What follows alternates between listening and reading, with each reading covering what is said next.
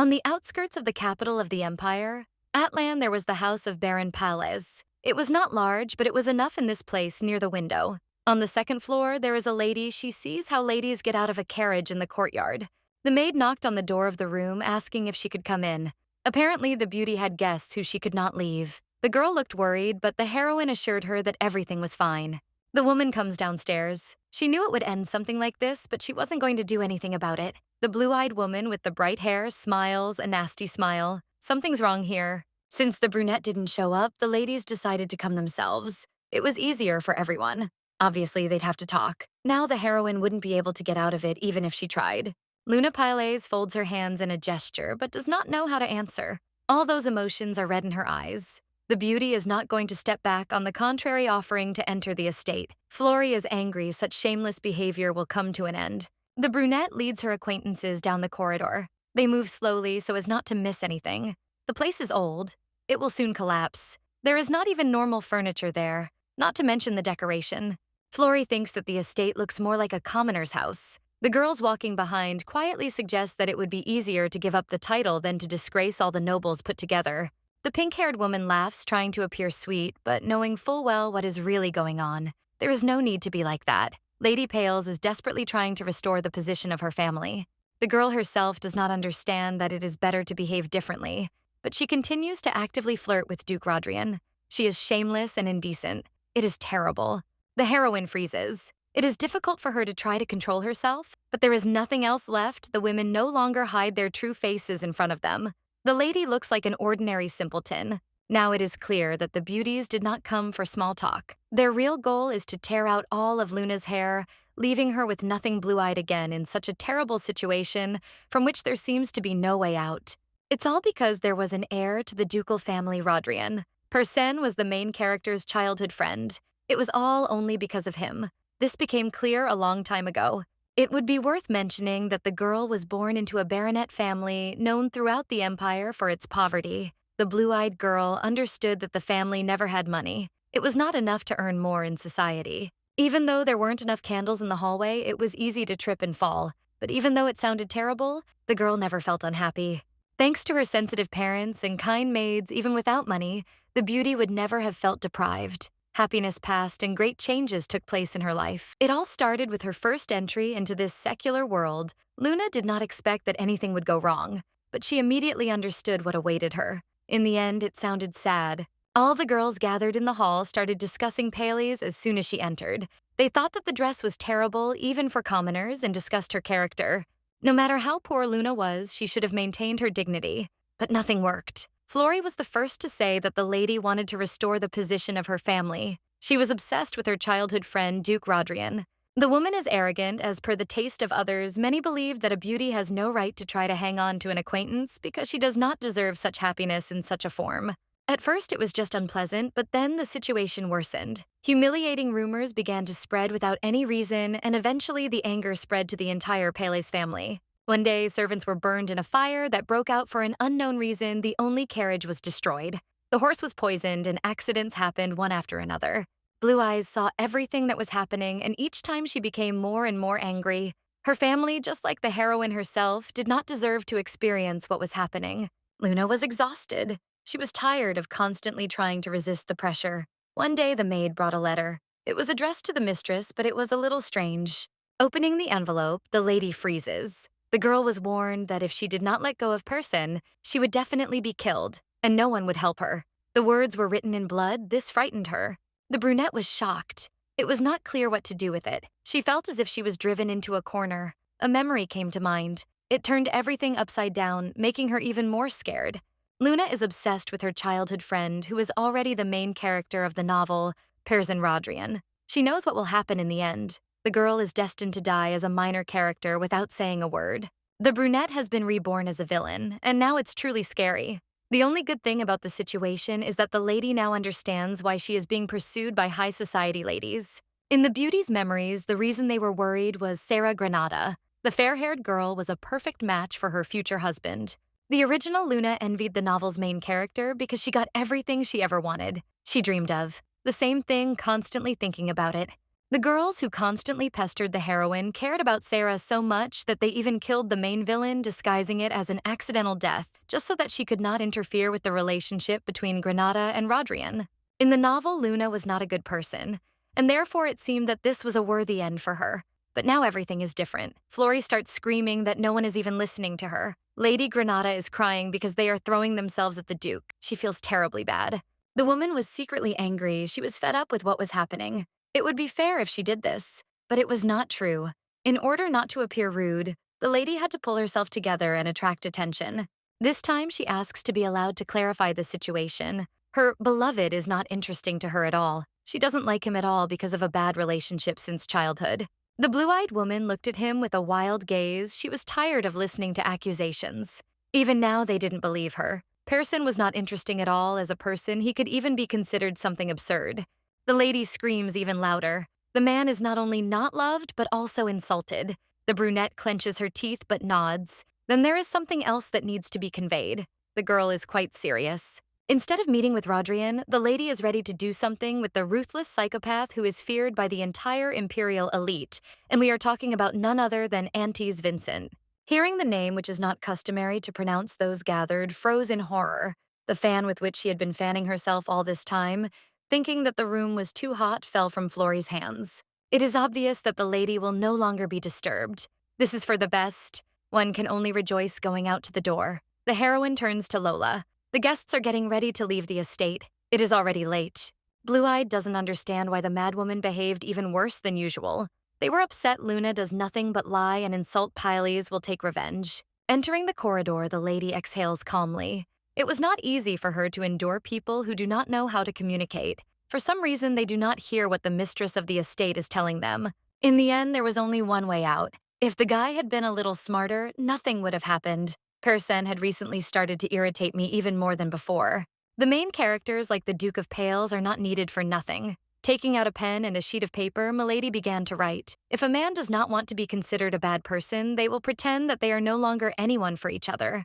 The next day, the message arrived at Rodrian's castle. The man froze in horror, not understanding whether they were really breaking off all relations. It sounded terrible. Luna woke up in a good mood after that letter. There would be no more unnecessary visits. The tyranny of those girls would stop because Luna and Sarah in the novel are completely different. There is a beloved heroine who is distinguished by how weird she is in the same world. There is a villain.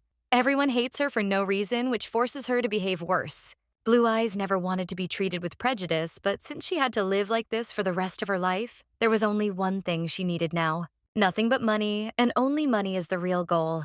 The lady already has a bright future in her head. If only she had the treasured scroll, then the opportunity to earn money would remain a reality. The little girl decided that before doing anything, she must tell her father nothing else is important. Leaving the room, she heads to her father's office. Frozen in horror, Luna tries to understand what is happening. In front of her is Pearson, whom she hoped to never see again in her life. The guy smiles as if nothing happened. Those girls were supposed to convey the words, but obviously this did not happen. The blue-eyed one asks questions. She seemed to have expressed herself clearly, but remained the scapegoat. The boy thought for a moment, but only for a second. He smiled even more than before it was obvious that everything that was said was a joke, but nothing more. Luna would never have given him up. The girl froze, not understanding what to do next. She, of course, was aware that her friend was stupid, but it seemed to her that he was not as terrible as he seemed. From the time in the novel, the lady tried with all her might to stay away from Pearson, but all her efforts were in vain, as if he did not want to understand the words and interfered where he did not belong. The brunette was already openly shouting that she didn't want to have anything to do with him. She didn't want to show herself from an even more terrible side, but in the end, she no longer had a choice. Blue-eyed cursed the author every day who had drawn the story exactly like that. Even now standing in the hallway, the boy only asks if his friend is okay. A familiar voice, as warm as usual, distracted her from her thoughts. Luna's father greeted his daughter. It seemed she had even managed to meet the Duke. Rodrian did not allow the girl to step forward, rushing towards the Baron. Pales smiles back, extending his hands forward, and finally his daughter's only friend has come to them again. The two shake hands, saluting. The heroine's father was the happy owner of a soft, fluffy character, unlike Luna. He had a good reputation in society, and he had no conflicts with anyone. Of course, it's good to be so pleasant to others, but it also has its downsides. The Baron has a disadvantage. His business opportunities are at a critical level. Trust in anyone who comes develops within the heart with great progression. A man is often deceived because of his trust remaining a loser. Even when his daughter complained about the rumors circulating about her and the Duke, the brunette laughed, saying that it was a misunderstanding because they were such good friends. The young man doesn't understand all the details, just like Person. In this, they are even somewhat similar. Pélez could not even dream of managing the family business. Currently, he is responsible for documentation at the residence of Duke Rodrian. Blue Eyes never liked the man's approach to business, but she knew she couldn't do anything about how weak he was, just like his boss's son. Despite her humility, the brunette's head begins to hurt from everything that is happening. She wishes that they would also think about her prospects. That would be nice. While the lady was pondering what was going on, the two managed to talk about everything, and the words reached her ears. The man would be taken back to the estate in the evening. The Baron would go to work with Person. The brunette promises that they will see each other in the evening. He will definitely bring cake with him for dessert. A fire of anger flared up inside the little girl in a second. He didn't even listen to the words about the end of their friendship. Clenching her hands into fists and unclenching her teeth, the heroine calls the maid. She needs to prepare something for dinner. They will have a special guest, and they will have to make room for another person. The day flew by, and finally it was time for dinner. Person was smiling as he sat at the table, talking about how warm and comfortable it was in the room, and he even wanted to stay the night. The Baron nods, suggesting that it's still possible to stay close since so much time has passed, and the father doesn't even suspect how many insults his daughter hears because of her friend. There was an empty seat at the table, and while the man was asking who would be there, a servant came to announce that the guest had arrived, and it seemed she was just in time. The brunette quickly gets up from the table. Person hurries after her, asking who it is. Smiling slightly, the little girl assures that the acquaintance will be glad to see this girl. Behind the door is Sarah, her snow-white hair loose, lying in beautiful waves on her shoulders. The maiden seems happy to see her lover. Sitting down at the table, the Duke helps to put something on a plate. It's a pity that the lady won't be able to enjoy dessert. She has an allergy, but not that severe.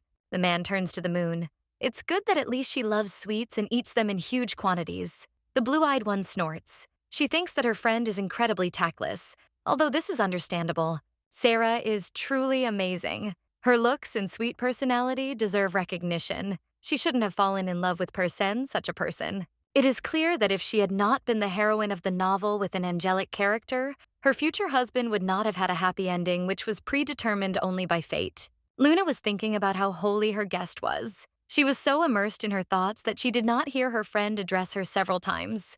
The Duke exhales, noticing that her behavior is not entirely correct. The brunette knows that he has a topic that is quite possible to talk about. The conversation again turns to that message. Something strange has happened since the girl sent the letter. Everything has changed. Perhaps Luna has some problems that she can't tell Person. The brunette lights up with happiness when she announces that she will spend the night at the Baron's house. He will definitely listen to all of his girlfriend's worries, even if it takes the whole night. At that very moment, Milady realized what was about to happen. She jumped up, shouting that speaking like that would not be the right move. True horror was reflected in her eyes. The Duke must think with his head at least a little. Sarah cannot be sent out alone on a dark night. She might be a little scared because of her situation. Even after the reproach, the hero does not see any problem pretending not to understand anything. The blonde has knights and servants. If the road is dangerous, the man can take her and come back. Words of protest flew out of her mouth again, but then Granada couldn't stand it and jumped up from her seat, abruptly pushing her chair back, tears welling up in her eyes. The blonde ran away. Luna, without thinking, runs after her. Granada deserved better treatment, which in the end she never got, which seems a little sad about this news. The girl was a little late. The blonde was surrounded by friends who were calming her down. She still apologized, asking to be heard. It seemed that the Duke would leave with his future wife. The incident should not have happened. The lady did not think it would be right and tried to avoid any omissions. Finally, Sarah finds the strength to answer. Gritting her teeth, the girl mutters something under her breath, showing how fed up she is with all this. She repeats the words, but her voice is full of mockery directed at her interlocutor. Turning around, the lady rubs her eyes a little when she was invited into the estate. She doubted friends had previously warned about what awaited inside. Flory stated that man never invites with good intentions. Before this, Luna wanted to ruin her relationship with Person, but now they want to hurt not only him, but also his fiancé. After this, the woman takes a short pause, takes money from her pocket, and throws it in her friend's face. She wishes that the moon would no longer interfere in other people's relationships. The blonde is ready to pay as much as necessary only if the lady disappears after that. The brunette froze, leaving a scarlet mark on her face. It was at that moment that the Duke came running. Granada deliberately falls to her knees to show that she was the one being threatened, but this clever method didn't help either, and the man immediately rushes to his friend asking if she's okay. The heroine says something, but no one hears her. Leaning closer, the friend clarifies because he didn't quite hear. The woman is no longer able to restrain herself. She orders them to get away. Luna doesn't understand why she has to go through everything that's happening. She doesn't like it. She would like everything to be different. Of course, from the very beginning, she had no expectations regarding Persin because he is a child who does not understand anything at all. But Sarah should have been different. At least she. It is perfectly understandable why the lady would be upset when she saw her fiancé next to some girl, but she ignores people deciding that she has the right to behave as she wants. At the very beginning, the heroine thought that she would be accompanied by a kind girl, but even she looked down on the Baron's daughter, believing that she had the right to do so, even if this was not the case. Entering the estate, Luna went to her room. Now she will not have problems with the lack of money she promises herself. The parchment will help her get the best. Her hand reaches for the scroll. She will have a huge pile of money. They will solve most of the problems Paley's hopes for a bright future that awaits her. In the morning, a scream was heard throughout the estate. The Baron was shouting, asking why business was just a joke for him. He was furious, he really was. The brunette jumps up from his chair, pointing his finger forward. An immoral person sits in front of him. He should have behaved differently, not like he did now. The blonde chuckled. He didn't think it was normal to say such a thing. It was the man who had decided on the size of the commission without warning. The young man crosses his legs, turning away and pretending there are no problems. The internet's top players reacted to the unfair agreements in the same way. The words make the interlocutor shake with anger. The brunette frowns. The person sitting opposite him regrets doing this. The hero pretends not to understand what is being discussed for him. It is funny. The green-eyed man glares, asking if the one who came to him is really going to the top of Antares. Realizing that he is in the minority since the master's men are nearby, it is better to leave everything as is. He runs out to the door and accidentally hits his head on the chest of someone. The man is of enormous size. This adds to the horror. The man runs out, promising that he will never come again. Antares does not promise attention, asking what happened. The dark-eyed man points to the exit. A noble lady is looking for a gentleman. That beauty's name is Luna Pelez. Obviously, she has some important request. Again, someone connected with the Duke. The brunette never liked the hero he evoked, mixed strange feelings that made him think about what was what. The green-eyed man lowers his head. He is not in the mood to continue communicating with the others, but it seems there is no other way out today. Everyone, like flies, flocks to him, but it's better this way. The girl should be let in. A little earlier, the girl made a decision in just a few minutes. She got ready and went to the carriage in which she rode to the estate. She understood what her goal was. The brunette exhales, leaning back in her seat. It has been a long time since she has traveled so far from the estate. It is even embarrassing, but at the same time fascinating. The Pales family only had a title, but nothing more. In fact, the girl is always busy with chores, so much so that she doesn't even have free time to travel. The heroine understood that as soon as she left the house, problems would arise that could only be solved with money. Moreover, the lady would no longer live forever. The gaze again turns to the scroll that has been there all this time. The document gives the right to acquire part of the territory of Pales, which, by the way, is quite profitable and successful. Not long ago, without her father's knowledge, the main character purchased part of the estate in her own name. Since there were only rocky mountains in this place, she would be able to live on little money. Despite her low expectations, the girl did not give up. In a place that seems like a useless territory, there is a secret that no one knows about, and that is gold mines. All this time, the lady did not realize how lucky she was because now she could change the course of her destiny. Of course, many workers would be needed to work in the mines, but somehow everything would work out. If only everything had been like in the original story, the family would not have even been aware that there was a gold mine on the territory, and they would have lived in poverty their entire lives as long as they had the scroll in their hands. This outcome would not have happened. The end of the poor life has come. This is the most important thing. Finally, after half an hour, the heroine arrived at the castle. It seems grandiose, even more beautiful than she initially imagined. Before setting off, Milady encountered prejudices. The brunette explained that she needed to travel alone, so she was looking for mercenaries to accompany her. The lady didn't understand whether there was a suitable place, so she clarified that there was a building in front of the three-way intersection where the girl would be very kindly met.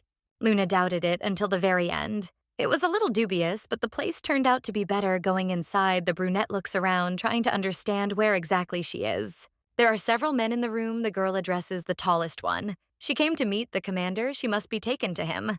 The bald man waves his hand, trying to make them leave him alone. The lady most likely confused the place with the store. She should go back as soon as possible. The heroine does not back down. She came with a request. She was advised to contact the carriage rental office. The woman is stubborn. He understands the jokes of such children. Even the most pathetic creature can become a client of the guild. He hints at something else, hearing such words. The girl clenches her hands into fists. She feels physically ill. Instead of retreating, Milady suddenly steps forward. She shows her true feelings, saying that she does not like the attitude. The man didn't immediately understand what was going on, raised an eyebrow, and asked again to clarify the situation. The way he treats clients makes it clear what level the mercenaries are. Blue-Eyed speaks of her name, which is certainly known. In the future, she will become an important client, something to remember when the opportunity arises. If the guards refused a clearly great profit because of their own blindness, the commander will not like this. Madness is visible in their eyes. They will definitely help them. A little scared, the young man immediately offers to take him to the room, walking forward along the corridor. The bald man knocks on the door. He immediately announces the girl he spoke about recently. If we manage to hire at least someone, half of the plan will already be completed. We need to talk to the boss, thus ensuring a comfortable future for ourselves. Entering inside, the brunette looks around. She has strange mixed emotions. There is no one inside. It is irritating. She can't believe that that person deceived her so easily. A rough voice is heard behind her, calling Luna by name. The blonde man clarifies what the new arrival wishes. She must have an important request since she arrived so early. Turning around, the blue-eyed woman almost jumped on the spot. The man standing in front of her was incredibly handsome. The brunette begged herself not to think about unnecessary things. The time had not come. Clearing her throat, the heroine says that it turns out she needs mercenaries who will escort her to the Pala's estate and help her with everything she needs. Of course, it won't be entirely easy. We have to admit you'll have to stay there maybe for a day or two and work hard, remaining productive. Perhaps this is too much, but she would like to ask to postpone the payment for this service. The man flared up with anger. They do not know each other personally, and they are already asking her for such a thing. She has a rich duke. It is strange that she came all this way. The girl never expected to hear something like this from a man she had never met. The girl insists that it's not true, but Antares doesn't believe it. Rodrian keeps talking about it, and it's impossible to believe otherwise. Now, at this moment, the lady curses the one who gave her a happy life in every sense. Now she has to try to get out of it, although nothing helps. Turning away, the blue-eyed girl waves it off. All this is completely untrue. When asked why the young man behaves this way, the girl found a good answer. She believes that His Majesty has completely lost his mind. The young man creates an illusion that everyone likes. The man is just an evil child who causes trouble for everyone around him without realizing that this is wrong. For as long as the girl could remember, that man thought only about what he liked. Someone like Luna. He was completely unnecessary. He would only ruin her life. The blonde man's stern gaze changed slightly. Contrary to rumors, it seemed the lady simply hated the Duke. Smiling, she nodded. In fact, the beauty sincerely wished that man would disappear from her sight for the rest of her life. Now that my lady has explained everything well, the brunette is not going to continue the topic that is so unpleasant to her. She wants to talk about the task with which Luna came to the guild. Blue-Eyed understands perfectly well that this is an unfounded reason, and now she is not going to effectively press asking for help. Her words were interrupted. The man promises that he will help. The blonde felt a certain camaraderie with the woman standing in front of him, and Antares offers to follow him to meet the new mercenaries. The door to the room opened. There were many different men there. The commander had arrived. Everyone gathered immediately, fell to their knees, and bowed their heads. They wanted to introduce someone to them. Luna is introduced almost immediately as the guild's newest client, and the assembled group bows their heads in greeting. The blonde hasn't officially announced what's happening yet, but it seems the time has come. The girl arrived at the top of Antares, where she was greeted with an extremely smile, showing how important it was. She froze, realizing that it seemed she had not misheard. This place was connected with the crazy psychopath she remembered. The top is a terrifying castle that hides secrets. The place is sponsored by Vincent, who is the most cruel villain of the novel, hence the name given in honor of the man. Moreover, it is known that there are rumors that the young man took bribes, which is why people treat him very badly. The blue-eyed girl is afraid she came to such a house on her own. Noticing the changes in her face, an acquaintance asks if everything is okay. It is better to feel calm. The beauty thanks him through her teeth. It becomes even more difficult for her. After all, the lady cannot cancel the contract. The bald man is the first to jump up from his chair, bowing his head. He apologizes for what happened earlier. Antes immediately clarifies what they are talking about, but in order not to set up her subordinate, the lady waves him off, asking him to ignore him. The man was rude to the heroine. but she has no desire to embarrass him in front of others. The guys are shouting as one asking to be entrusted with any work which they will be happy to do. Nothing is impossible, you can safely trust them. The brunette saw their expressions, and although they only wished well, she felt uneasy. The situation was burdensome. The leader noticed the unhealthy appearance of my lady. She was simply worried whether they would be able to accompany her safely. The guys look rough, but they're all official mercenaries, the man says, which should at least be a little reassuring given the situation. Blue-eyed turns away. She still can't distract herself, although she won't be able to afford anything else in a second. The decision was made to wait until all this is over. Under no circumstances should one get even more involved with Antares. 3 hours had passed unnoticed, and those gathered were shouting that they would drink to the lady's health, raising their mugs of drinks. The brunette is asked how she took revenge on the Duke Luna. Full of enthusiasm, says something about a cake that she threw in his face. According to her, it's really funny. Even ridiculous, by cursing at Persen, the girl became closer to the mercenaries. There are shameless rumors about the lady, and nothing changes. The situation does not improve it. The little girl was hard because she was mistaken for that guy's lover. This needs to be corrected. Antes himself interrupted the conversation. He wanted to talk separately. It's worth noting that his subordinates aren't as bad as they initially seemed. You can be in their company. The girl laughs slightly. She nods. It's true, no one has greeted her like this for a long time except for her family and the maids. It's good to know that there is someone else who considers the lady not the most terrible person. The green-eyed man nods. It's good that things aren't going so badly. Yet it seems that the mercenaries, just like their master, felt a spirit of camaraderie with the girl. The woman didn't quite understand what was going on. She turned her eyes to the room. If you think about it, all the mercenaries, as soon as the heroine said that she hated Persen, immediately opened up and treated her kindly. The brunette had never heard the full story, but it was obvious that something had happened to her childhood friend. The girl didn't even notice how she was staring at the commander's face. He smiled, catching her doing so. Her face turned scarlet, in fact. The lady had done nothing, in which case the man was mistaken. Luna still wanted to ask something.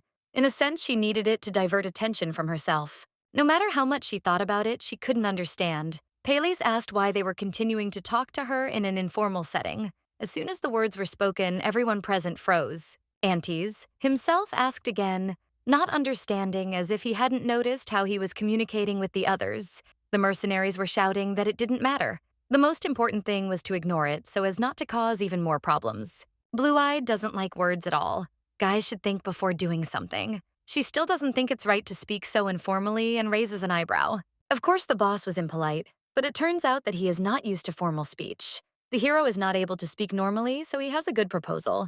It would be easier to agree to talk to each other in a similar spirit, as before the girl does not think that this is right. She declares that this is all nonsense. She does not like it at all. Making sweet eyes, the blonde asks why it is impossible to do as he wants. He will do whatever Pélez asks. Any request, his face again flooded with scarlet paint.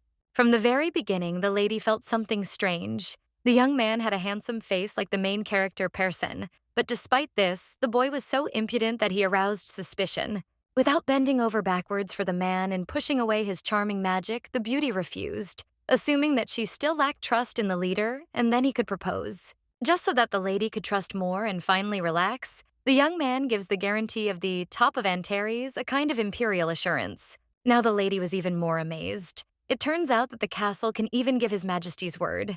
This is literally an expensive insurance policy managed by the Imperial Palace. This insurance is provided in the event that something unfair happens to the witness.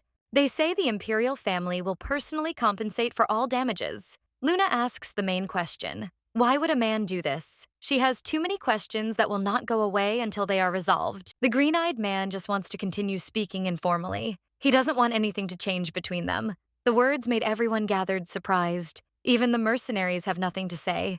The Duchy of Rodrian was plunged into silence. The brunette was standing by the window looking at the beautiful sunset when the Duke arrived to the Baron. He reported that his daughter had gone to the territory of Pélez to rest. There was nothing there, which meant she had gone to the Vincent estate. The head of the family said that he had no idea when his daughter would return. Pearson was worried the girl was planning to do something, but it was something big since she didn't say anything. They had always been friends. Everything was supposed to be a little different. The beauty doesn't have much money, so she'll be back soon. In any case, the situation will play into his hands. Despite this, the hero is worried. The gentleman went out into the corridor looking at the servant passing by. He sternly ordered that a carriage be prepared for him immediately so that nothing more would happen. He was going to leave right then. Luna has been acting strange lately, and it's impossible to get these thoughts out of your head. Since childhood, the little girl has been sweet and kind to her friend. Of course, he doesn't know that these are his delusions. Now that quite a lot of time has passed, the lady increasingly sulks and gets angry for no reason. I would like to know why she does this. It's not right. At first, it became even sadder at that moment. The hero realized that the girl was probably preparing a party for him as a surprise. Obviously, it was a mistake to think that such a wonderful person could hate a man. The young man smiled, thinking to himself that everything would be fine. In fact, they were great friends. He had not forgotten this, and it warmed his soul to this day. Because they remembered the lady, she staggered. An extremely unpleasant feeling appeared in the back of her mind, which she could not get rid of in any way she stumbled, but was glad that an acquaintance managed to catch her under the elbow. The green-eyed man asked in a worried voice if everything was okay. Jumping back sharply, the lady shook her head. There was no need to worry about her. She suddenly imagined that Persen was nearby. It was obvious that she had suffered a lot. The carriage door opens and there's already someone there. A man asking to say hello to the inspector sent from the palace. He'll be traveling with them for the next couple of days just to help with everything. Bowing her head, Luna says, "Hello." Then she is helped into the carriage. The brunette is still not sure if what is happening is true. She does not believe that they have received the recognition of the imperial family. At first, it was hard to believe that she hadn't seen anything like it, but then everything changed. They only gathered mercenaries they already knew by sight, and yet no one had yet received a single penny in advance, even though the maiden had asked for it. The blue-eyed girl thought that they would ask more of her, but in exchange for such a promise, the boy wished to be addressed informally because he himself did not know how to behave differently. Deciding to break the ice a little and break the silence, the heroine asks one question. They seem to have already signed a contract, but the lady still doesn't know the name of the person who will help her. They will have to travel together. It would be good to know their names. The interlocutor thought for a second, looking away. "How about General?" he asks, smiling slightly. His Majesty calls him by the same name, so they will feel like colleagues. The brunette waving him off suggests abandoning the idea since the man doesn't want anything more. It's difficult to understand what exactly the new acquaintance is thinking right now. He resembles a closed book. The girl looks closely into the guy's eyes. He smiles, remaining calm, but showing himself to be even stranger. She feels uneasy, but he is not that terrible.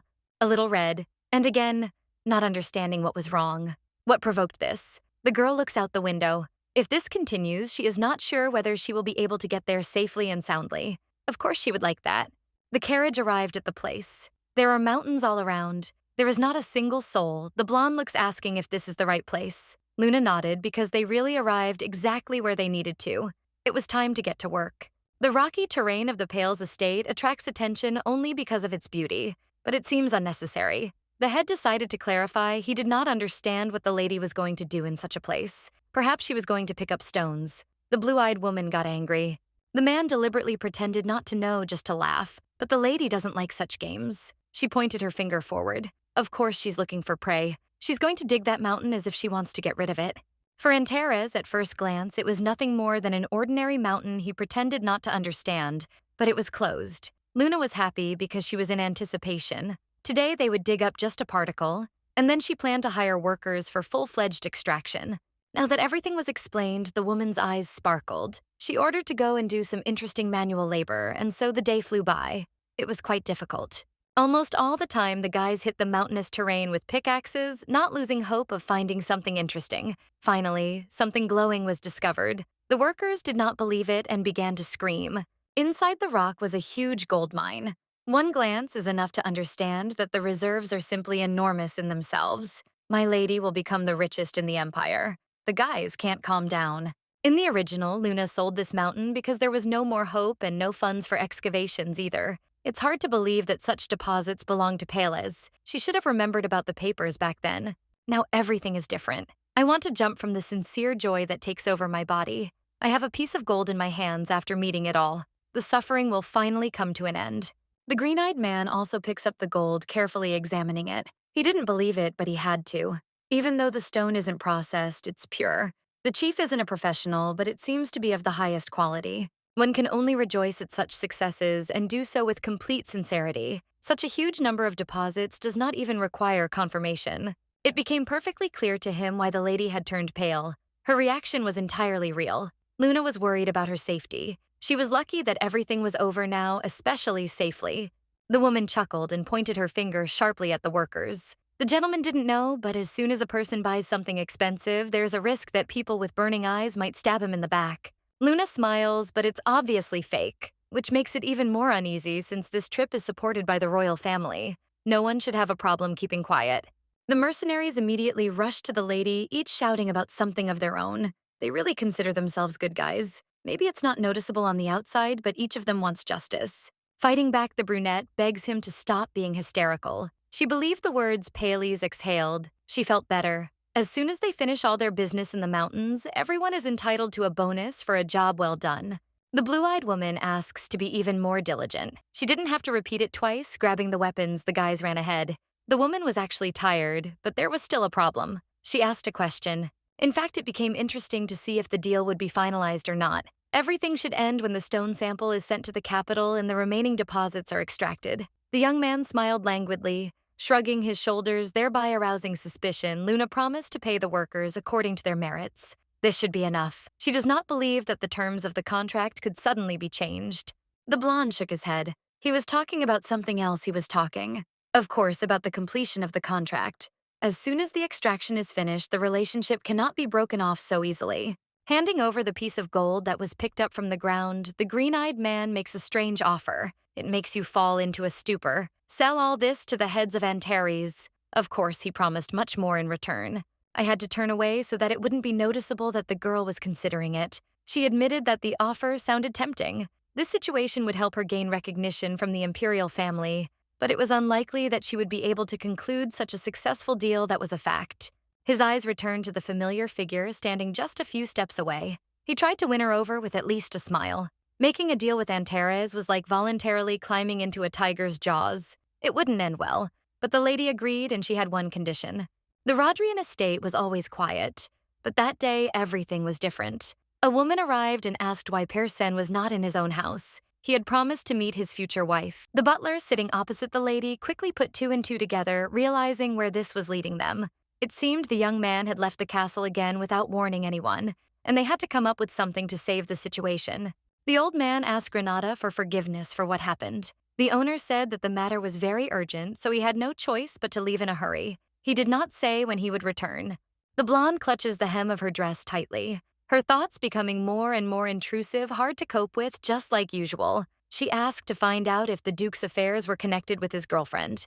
Zillion lowered his head. He wanted to say at least something, but there was a conflict in his head.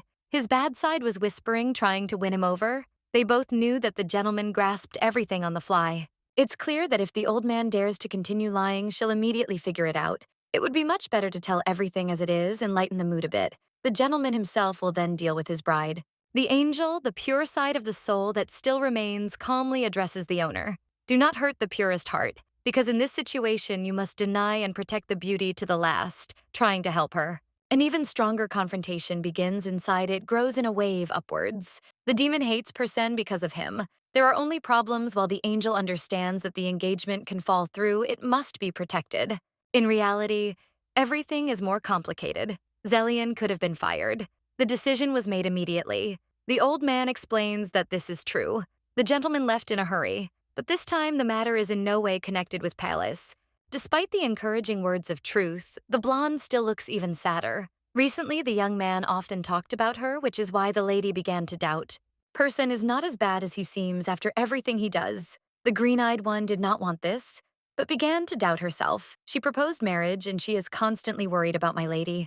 It is scary to think that the girl is not an object of interest, but someone who is capable of stealing the heart. Listening to all this, Zillion felt worse. He felt sorry for the bright soul who deserved a completely different attitude towards herself. The woman is Rodrian's only and beloved bride. She should know this. The butler keeps telling lies, skillfully mixing it all with the truth. The reason why the man visits the mistress is because he is trying to be generous, paying tribute to their old friendship. There is no need to worry about that. The lady nodded. She understood that she could not press any further, so she was about to leave. Perhaps later, when she managed to see Persen, more details would become clear. That was her hope. Zillion leans back tiredly on the sofa, exhaling from anger and disappointment. At this rate, he won't be able to live to retirement age. Every time someone else touches him, Rodrian should have thought twice and not talked about Paley's, thereby exposing himself. The lighting was subdued unnecessary for the room. Two people were sitting on the sofa. On the table was a piece of paper where everything was written down. Antares started talking about the contract. Considering the woman's conditions, it would be a sizable sum. The brunette froze at the figure, her eyes nearly popping out of her head. In her heart, she wanted to scream because they were giving her too much. But outwardly, she had to remain calm, pretending that this was exactly what she expected. She decided to discuss the conditions again. First, gold could only be purchased at the highest price on the market. Second, the labor force for mining would be provided by Antares. The woman knew she would succeed. The very last condition was the simplest. She wanted payment in advance. The blonde nodded, agreeing again and promising to prepare a check casually. He remembered that the lady was heading to the capital. The beauty really did have some unfinished business. She would go straight to complete it. The man asked, clarifying whether she had found the cart. In response, there was silence. Obviously, the answer was no. The gentleman offered to use his carriage from the guild. Luna froze. She was all for it, but she believed that there was no need for this either. It was impossible to ask for too much. Antares doesn't understand. The blue-eyed woman herself said that she was just looking for good options. She was downloading a certain spirit of partnership. The man decided to play on her nerves, noting that maybe that's why he so strongly wants to please in everything. In an instant, the beauty's face lit up with color. She became embarrassed. As never before, the girl promised that they would see each other later and ran away. The blonde chuckled. He wanted to see her as soon as possible. It was very fun to be around. Mercenaries gathered on the street. One of the main ones turned to the general. It was clear that they had a big deal at stake, but usually the man never resorted to such methods. I had to explain everything in detail. It was quite simple. Luna was now one of the most significant owners of a gold mine in the Empire. Of course, she had to show her best side. If someone had offended the Lord, he would not have had to envy such a good deal.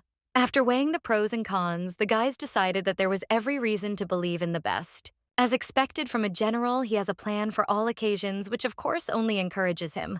The green-eyed man waves his hand. He realized that he really had behaved a little differently. They know him too well. Like all habits, Luna Piles is a special character. Contrary to rumors, she is very thorough and prudent. Although she is quite calculating, it cannot be said that there is insensitivity. Moreover, the girl knows how to win people over. The heroine looks more like a thoughtful merchant than an aristocrat. Yet what interests the guy most is what happened between her and Persen. At the first meeting, as well as later, the woman screamed she obviously doesn't like him. A strange image was firmly lodged in his head. The girl now seemed angry at the Duke. A light laugh escaped from his chest. Antares did everything to present himself in a good light, but somehow he became more interested in her than he planned. For the first time, the hero recognized that the Duke could be useful. Thanks to him, he had the chance to meet Luna. This was something good, although it was not capable of overshadowing everything else that the man had done. The general was distracted from his thoughts when one of the mercenaries came running with news about a guest. Someone had arrived who it seemed should not meet with Piles. He was sent to the back entrance. The gentleman must check for himself. Even as the young man hurried into the hall, he already understood what was going on. Of course, it was none other than Persen, who was sitting on the sofa, his face expressing nothing but hostility. Only he could come without permission or invitation. Snorting, the brunette turned away, looking offended by the situation. The green-eyed man asked why they had paid him a visit after the guys from the guild had fought the Duke last time. He wanted to have hope in his heart that he would never appear again. His face turned red with shame, but the man quickly recovered, realizing that he shouldn't lose. They weren't going to joke around, and the whole truth that the gentleman was about to reveal was already known. Jumping up from the couch, the guy loses all self-control. He shouts something about the guild leader being violent and then asks where Luna is. They calmly answer that he has no idea what they are talking about. For Rodrian, the words sound more like a mockery. The woman only made it to the estate thanks to Antares. An acquaintance sternly orders him to bring his friend whom he truly misses. The words escaped by accident when he called Luna his. The green-eyed man lets out a chuckle. Now he finally understood what his attitude towards the beauty was. The woman was right when she shouted that she did not want to see Persen bending down. The blonde revealed the truth that Peles could not stand her friend, otherwise she would not have even come. There is madness in her eyes. It could have made her feel uneasy. Her voice is breaking from screaming. Luna was deceived. She didn't know what she was getting into. Vincent should have kept silent and not told fairy tales. The blonde leaned his elbows on the table, trying not to think about many things. He only thought about the fact that it was impossible to talk to the man. His behavior was incredibly annoying. Now Antares was going to answer as it was. The face turned slightly red. The eyes lit up with a warm light. The man plays part of his role, realizing that he is doing the right thing. The hero's girlfriend entered into a very special relationship with the gentleman. The brunette froze in surprise. He said quietly, "What?" It was clear that it was better not to continue, but the hero was not going to stop. He explained about how they did not talk about purity bearing their souls and became more than just friends and even spent several nights together. Hearing this, the Duke began to ask again. He did not suspect the truth, so he remained horrified. Luna could not be interested in someone like Vincent. He is different from a normal person. The young man rushes forward. He looked even more furious because he was letting out all his emotions. The girl was supposed to meet a friend, but ended up meeting someone who was proclaimed a psychopath in the circles of other people. The blonde chuckled, his face slightly twisted, but for a second he needed to keep his cool and finish the performance. However, everything was clear to him. The interlocutor's hand grabbed the sword. Luna herself would never have said such a thing. These are all dirty tricks. I want to show what will happen next. Someone like Vincent had no right to approach the girl. Pallies tried to fool him, assuring him that everything was fine, but the man will not leave it that easily. He will not allow it. The sword is rushing towards the interlocutor. Now someone will happen. The squabble ended quickly. The blonde man clarified, not understanding who had given the Duke permission to swing his weapon on someone else's territory. The man didn't understand what was wrong. He should have been more careful. If you dwell on illusions for too long, you can go crazy. That day, the leader promised to forgive him because he was in a good mood, but it's not that simple. Then the young man warned that if his acquaintance continued to talk nonsense, Vincent would have no choice but to show what it meant to be a real psychopath. After these words, the hero was horrified, but it became even worse when the sword was broken. In his mind, he could not understand how Luna could like such a monster. Grabbing his weapon, the brunette runs away with his tail between his legs, promising that they will see what happens next. He is very pathetic. An assistant came into the room. He heard screams and asks if the general is okay. There is no point in intimidating the young man. Like last time, it is better to break the cart in which the man arrived and make it so that he cannot find a replacement and leave. It was better not to let Person escape for a while. Going to the table, he said that he was going to the capital. The mercenary did not understand what was wrong and why such a rush. Everything was too fast.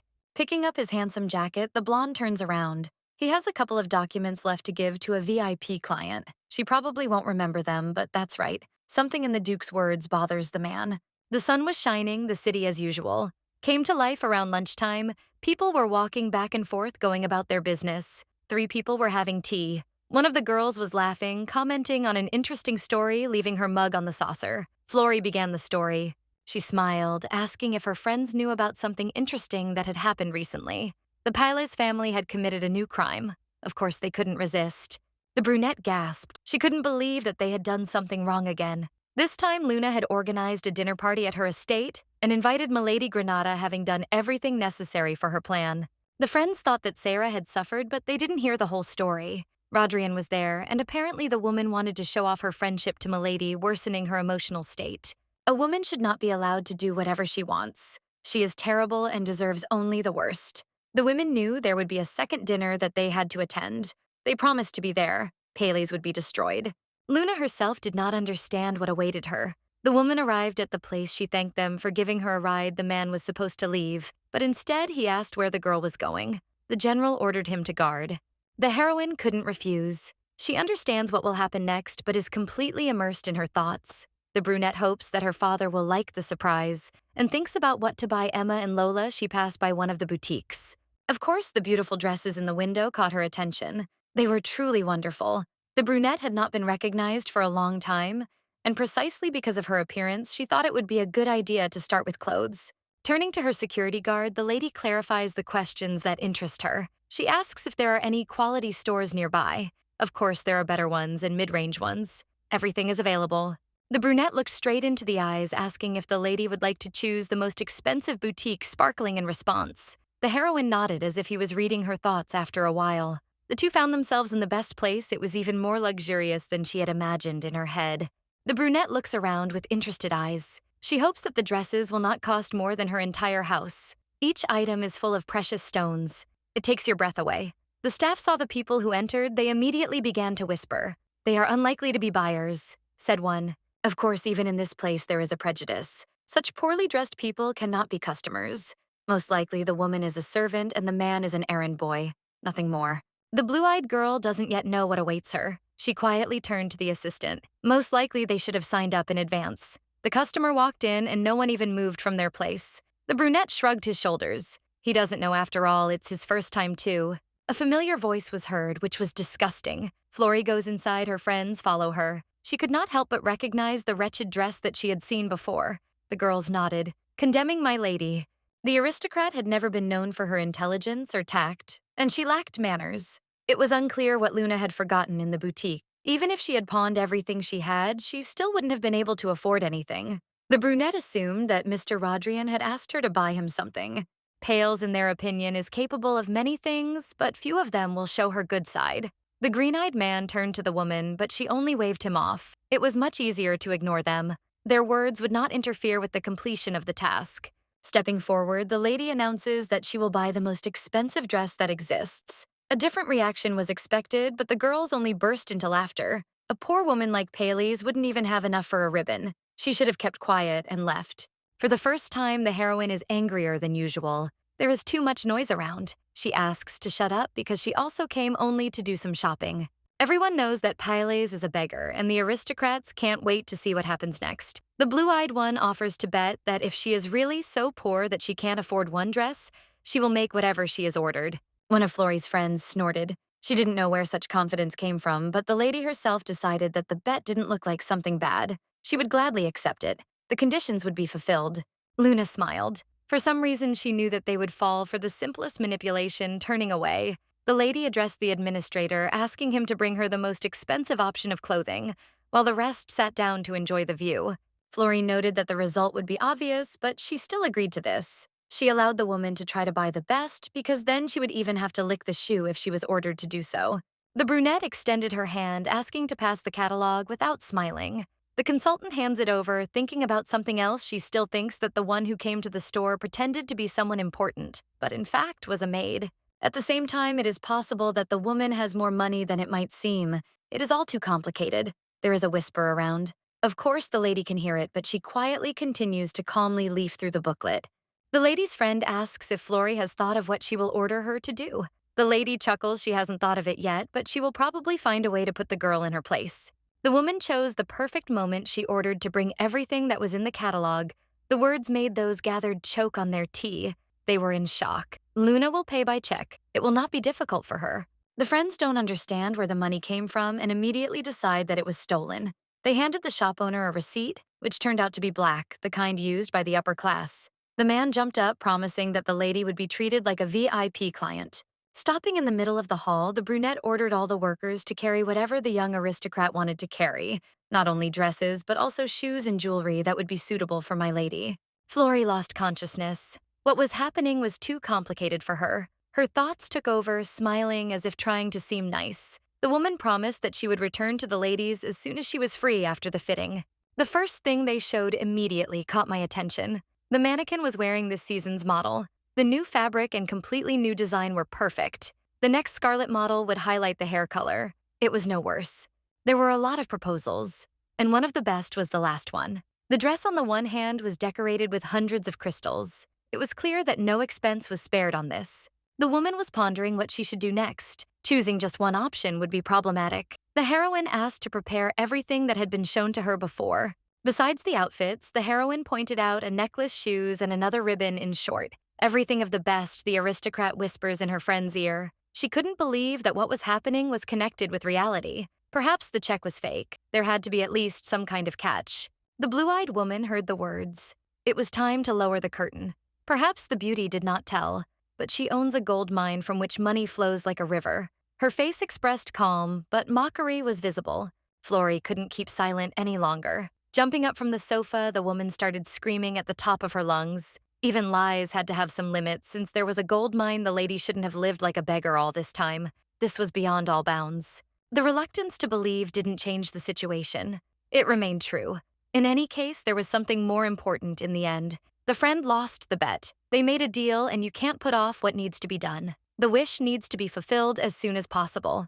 Luna is not one of those who likes to get her shoes dirty with saliva. She would like to change what Florrie does in the end. All this is going beyond the limits. The woman clenches her teeth in anger. She still has nothing to say. It only gets worse. The assistant supports his master's client. There are many people around. It will be impossible to do so without anyone noticing. Good news for a new rumor in high society is actually even better. Luna smiles easily. She enjoys every moment. One of the consultants bowed her head, apologizing for interrupting. The guys had prepared all the jewelry and shoes. The remaining dresses would be delivered in the very near future directly to the beauty's estate. The brunette asked that next time they visit their store again, they will be waiting for Palez. The blue-eyed woman turned away. She chuckled, saying, "Well, I don't even know. A boutique where they meet you by your clothes, the woman would not want to return? She does not see the point." The consultants promise that they will take this into account in the future and will not behave like this again. They have long understood that they will not see the girl again, but they continue to hope until the end that she will change her mind. Everything is too complicated. The heroine remembers that she must make a wish. She will definitely not miss it. The woman understands that now is her time to gloat. She has thought of what she will choose, and she sees horror on the faces of her acquaintances. They probably do not understand what awaits them. The task, as it turned out, was quite simple. They would need to get home from the boutique they were in. Help would be unavailable, just like a cart, so they would have to walk, as that was the deal. Flory was the first to lose it. She flared up. Her face turned red. Genuine anger splashed in her eyes. Luna seemed not to understand what she was saying. The lady's house was too far away? The blue-eyed one smiled innocently. Then the second, no less bad option was saved in her. The heroine proposed something much worse. For the next year, the lady would be a servant for an aristocrat. Most likely aristocrats would not make good help, but since they wanted it, the lady was not against it. Without listening to the end, Flory ordered her friends to go outside. She would not stand another minute next to my lady. Remaining calm, Pales turns to the assistant. It's time for them to leave, too. They'll deal with everything else as it comes. And then, as it turns out, getting there in shoes and a dress won't be so easy, but the girls deserve it. The woman didn't make such a wish because of a couple of taunts in the boutique she could have forgotten about, that the whole place was because they killed the only horse in the estate and destroyed the father's carriage. The Baron was most upset by this. When his acquaintances did this, it wasn't enough for them, so they hired mercenaries to cause a landslide on the road leading to the Pales estate. Because of all that happened, the man, when he went on business, had to ride in an old cart, just like some kind of cab driver. It was unpleasant. Then the girl asked him to be careful on the road. She was really worried. The man just smiled, showing that he really knew what he was talking about. Minor inconveniences and everything else didn't matter. He wasn't worried he would be fine. The Baron decided that his daughter was having a harder time than him, so she should take better care of herself. The hero promised that he would try his best to buy a new carriage and everything would be better for them from now on. The woman thought that the pranks ended there, and even if they hadn't done anything terrible, they continued to pester Luna's family. Her loved ones suffered. The aristocrat sent people to set the estate on fire, sent threats written in blood. It's scary to think, but if the blue-eyed girl hadn't intervened, she would most likely have ended up like in the original. Only death would have awaited her, nothing more. Of course, the heroine didn't want to die, ending her life so simply. First of all, a woman must pay for her family since she has extra money, like power. She understands that there are only advantages here. Luna opened the door, calling Lola. Perhaps she was not yet asleep instead of a maid. The Baron appeared in the corridor. He did not notice that the girl had arrived. The woman was worried about the man's condition and asked why he hadn't gone on vacation. The brunette knew that his daughter would return the next day, but it seemed to him that the girl was about to return home. Pele's hugging the girl's hand, asks how her trip went. The blue-eyed woman was a little hungry. She realized that she wouldn't mind eating. Smiling, the beauty thanked him from the bottom of her heart for his concern. And suddenly the hero thought that the woman had returned early only because she didn't have enough money. Luna explained that she had simply finished her work early and therefore decided not to stay there any longer. The conversation that was important began. The lady did not want her father to continue working. The brunette froze with a surprised expression. He didn't immediately understand why they were asking him for such a thing. The girl was very ill and needed care. It was clear that there could be no other reasons. Shaking her head, the lady smiled. He wouldn't have to work anymore because he would be provided with a luxurious life. No matter how good the news sounded, it still didn't seem real. What happened was impossible. Unless the aristocrat got rich overnight, he didn't know what his daughter was doing. He could only guess. The brunette remains calm. She answers, promising that everything is fine, that she really did manage to get rich. The blue-eyed one asks about the land that they once bought from a man. It happened literally a week ago and was part of a great plan. The woman admits that she was actually a buyer and managed to discover gold ore right there. I have to explain in detail to make it more clear. The essence is not always revealed in the first minutes. If you mine gold for a while, then in the future, this place will only bring more profit. Luna received an advance payment from one agency, but there will be even more later. There are almost tears in his eyes. The young man lowers his head sadly and apologizes. Everything happened because of his father, but he does not have time to explain what this reason is. The girl begs him not to speak badly. The most important thing is that now she will not have to worry about money. However, if the heroine was born in a different family, she would not have to go through this.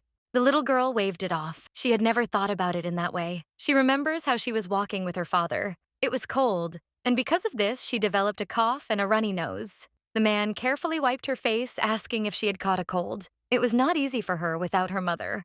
The father felt that he was not good enough to raise his daughter. He should have tried to behave better and take better care of her. Distracting her from such thoughts, the child stretches out her hands. Luna asked to be hugged this way, she will instantly warm up.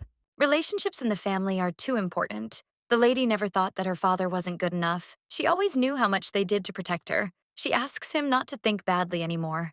The way the girl grew up is thanks to the Baron. The girl steps back. She had one request. The brunette nodded. If he could help, he would do everything he was asked. The blue-eyed girl persistently asked that the man become the main manager of her gold ore. He would help with all deliveries. Pales doesn't know where life will take them, but he hopes only for the best. Together, they will defend the name of their family. The woman knows that the young man couldn't do something like that while raising the baby. The time has come, and the hero responds positively.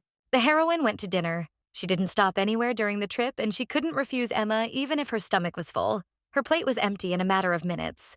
The woman's dishes are always delicious, probably even the best in the area, according to the lady. The blue-eyed woman often thought of the blonde while she was away, wishing she could be nearby. The beauty smiles. It's better to eat more to gain strength.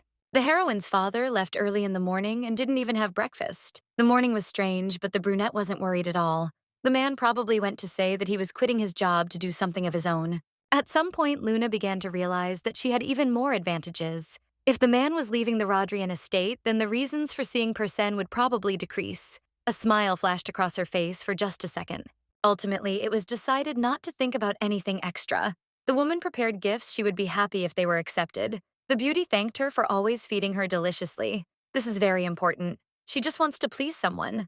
The brunette hands over a beautifully decorated box with a bow on top. Emma remarks that in the situation the lady is in, it probably shouldn't have been done. Smiling even more, the brunette promises that everything is fine and that she should open the box quickly.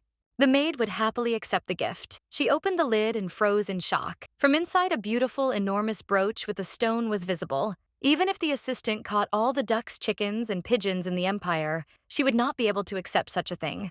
Other servants came running into the room. One of them shouted, asking about the carriages outside. They were all from the boutique. Luna's name was listed as the customer, in their opinion. This looks like some kind of scam, jumping up from her seat. The brunette lights up with happiness. She ordered all this. There is no need to worry.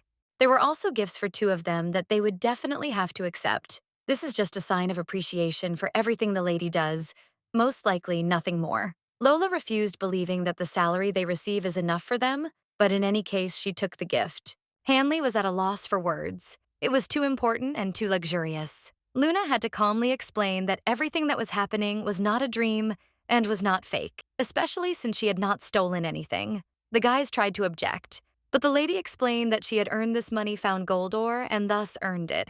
Emma wiped her tears with a handkerchief, exclaiming that she was happy everything was fine, and that was the most important thing. For a very long time, high society had looked down on the woman and her father. Everyone hated them, but now everything would change.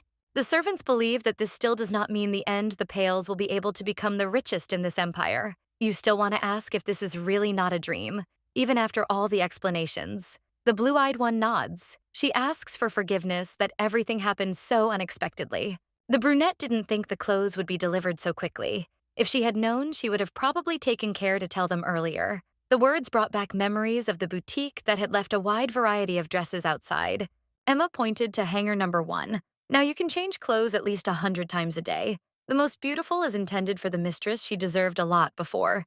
The maids are crazy. They can't see anything else now except making the lady better today. They will pick out what will look best for her. Lola always dreamed of helping with outfits. Now it has become a reality.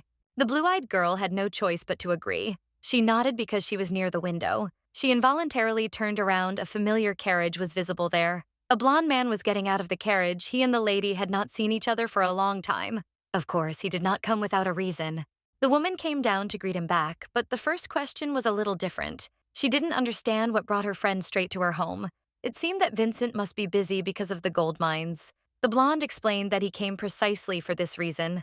The green-eyed man thought again he had something else that could be added to their contract on paper. It seemed to him that it would be better if the girl looked at everything herself and only then decided whether to agree or whether it was a little excessive. A smile lit up everyone around, but it was obvious that he was playing a role. The young man arrived without an invitation. It was strange that he could hope for anything more. He should have thought about it earlier. Of course he wanted to refuse, but the servant standing behind did not allow this pointing with their hand inside the estate the lady asks to enter.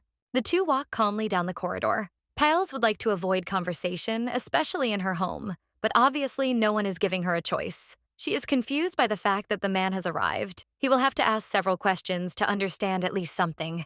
The purpose of the visit is still unclear. Besides his behavior, Vincent distinguished himself with his appearance. For some reason, the man dressed up put on a luxurious brooch, a suit shoes, and even styled his hair, creating the impression that the gentleman was getting ready for a date. But no, distracted from her thoughts, causing her to jump in fright. Auntie's jokes about how the blue-eyed girl has fallen in love with him since she is looking at him so intently. She shakes her head to show that it is not true. It's a pity, I really hoped for this. Some of his phrases make her feel even more uncomfortable.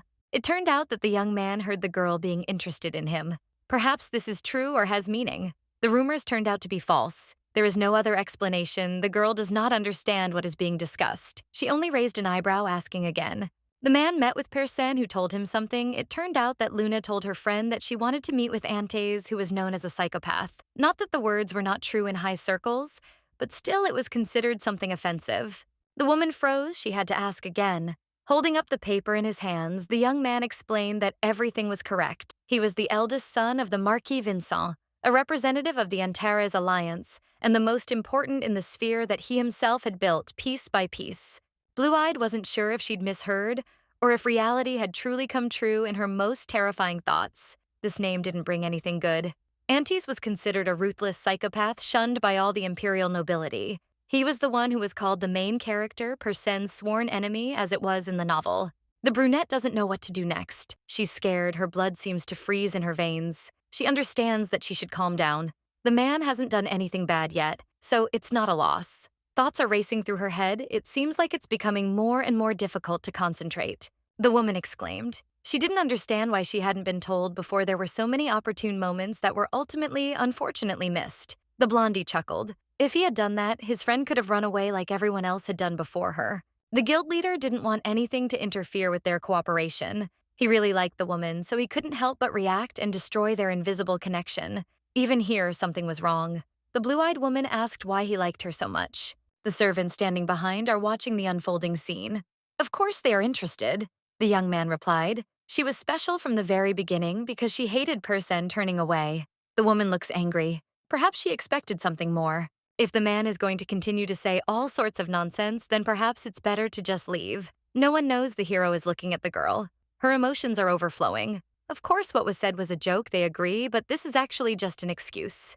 The woman came to the guild herself. She was not intimidated by dozens of people who were twice her age. The leader noticed that the lady was much braver than other noble people. She did not try to move away from this as soon as she entered the estate. One of the best qualities that is immediately noticeable is the lady's prudence. She will always defend her share, will not give up halfway. Many say that an aristocrat should not be like that. This may sound like a boring sermon, but the hero tries to correctly explain what he feels everything that was just listed. He likes it all. The green-eyed man considers the lady special and attractive. Her hands clenched into fists, though her eyes watched intently, betraying no emotion. When the remark ended, the lady jumped to the side, waving her arms. She had long since understood everything. There was no need to explain it to her any further. There would be no point. The man had only just begun, but the woman reminded him that they had a different goal from the start. The young man exhales, smiling slightly. The way she doesn't give up is also unique, but she doesn't have to say it out loud. The brunette almost runs further down the corridor. The blonde is becoming more and more interested in her person. Now there is no turning back. The Baron arrived at the Duke's estate. He looks around 20 years have passed since the man began working for Rodrian. He feels strange, but it's time to say goodbye, because at some point you have to move on. A lot of water has passed under the bridge, but the dismissal doesn't really seem wrong. Everything was fascinating to begin with. The estate was rich, and therefore it was interesting to work and be there. The Duke's men were not happy that a poor man had come to them, so they should be happy now that the Baron is finally leaving. The reaction will be a surprise. We will see what Persen's father will say. A smile is reflected on his face. In this case, it is considered sincere more than sincere. The brunette does not regret anything. From this moment, he will start a new life for the sake of his daughter. She deserves help and even more love. The Baron hopes that his employer will agree to the resignation. The door opened. Suddenly, a scream was heard. Persen appeared on the threshold. He looks as if he is about to start destroying everything. Surely the girl's father does not know what happened to her. The young man quickly moves forward. When Luna was outside the house, she still met someone. The man does not understand why everything is so sudden. He has many questions. It seems as if all this is too much, at least by his standards. The Duke won't calm down. Pales has a boyfriend, and it seems like an explosion is about to occur. There are already too many emotions. The girl's father wanted Persen to calm down first. This isn't his first request. Luna herself understands what she's doing. She's not 5 years old and needs to be under constant supervision. Still, the man decided to take extreme measures and interrupted with words. The vile character tricked the girl into leaving the estate. Otherwise, no sane person would have dated him. Persen continued to yell, his voice almost breaking. The Baron steps back. He no longer feels safe. What is happening is too influential for him. We are talking about someone about whom Pales is well informed. He should not ask unnecessary questions. The Duke blushed. He was too attached to the situation to think logically. As usual, it was more difficult than it might seem. Not only was Antes stalking the lady at every step, but now he had begun to mock her finally. The name and surname of the scoundrel was announced. The interlocutor's expression changed. He raised an eyebrow, considering that everything was correct. That guy and Luna were more than an odd couple. It must be admitted the girl had not returned yet because she did not have enough money for the trip. Most likely she was staying on the Vincent's territory, and he was there. The man asks to quickly save his precious friend, but even here he is, stopped. Halfway through the story, the girl's father believed, but now he is sure that the one standing before him is very mistaken. The beauty had already returned home, and there would be no need to worry about this. His fist clenched with anger, which came in a second wave. The protagonist quietly asked again, as if unable to understand whether what he had been told was true. It depended on this. Persen promises that they will return, but now he absolutely needs to check the veracity of the words. He is not going to put this matter off as he did last time, which allowed Luna to slip away. The Baron stops the boy, assuring him that it can wait. He has some important business with the master. At first, the brunette froze, but then he screamed even louder than before, accusing his father of not caring about his daughter. The baby should always be more important than work. Blue-eyed felt fine, if not disappointed. She thought there really were problems with the contract, but no. The commission from the intermediary on sales is approximately the same. No special brands were found. The problem was something else. The blonde man sat opposite, radiating a beam of happiness that revealed all emotions. The brunette addressed him with a slight hint of anger. If the hero had something to say, it was better to do it as soon as possible. The lady was unable to bear that heavy gaze. Vincent laughs easily. The woman is so concerned with such trifles that it becomes unclear how she lived to her age without problems. One can say that the hero is happy, but it seems he was misunderstood. The maid who poured the tea, of course, listens attentively, hoping to hear something good about the mistress's love. It is not clear what they are talking about. In the lady's opinion, they are simply burning her with a look, but nothing more. The man takes the mug of tea, asking once again something more interesting. He wanted to know whether the lady made such a statement because she was truly interested in him or not. Freezing, the brunette with round eyes asks again. She is not sure whether it is true or not. There is no point in thinking about it. The green-eyed man did not think that it was strange to ask such a thing. If he finds out, it will help him understand how to treat him correctly in the future. Luna calmed down. She had enough misunderstandings. She would not think about it anymore. Now she would be honest. The woman did as she thought necessary because she tried to convince as if Persen was not interesting to her. Now the heroine asked for forgiveness for using the name after listening. Vincent nodded in agreement. He clarifies perhaps the thoughts now have not changed a bit. Everything remains exactly the same, as if he is pressing, although he looks calm. The girl heard something she didn't expect. Of course, she still thinks that Antes is much better than her former friend who didn't deserve recognition because of his behavior. She gestured with her hands, showing. The young man smiled, lowering his eyes in embarrassment. He might be too dangerous to deal with, but the woman understands that looking at his face, it seems that all the rumors around him are lies. For some reason, Luna remembers the slander that was directed at her. She remembers that in her case, it was also speculation, so nothing should confuse in order not to get hung up on the same thing the woman suggests, getting down to business to what they gathered in the estate for. Perhaps the man will say something not quite correctly, but now it does not matter. The blonde clarifies whether Luna wants to date him.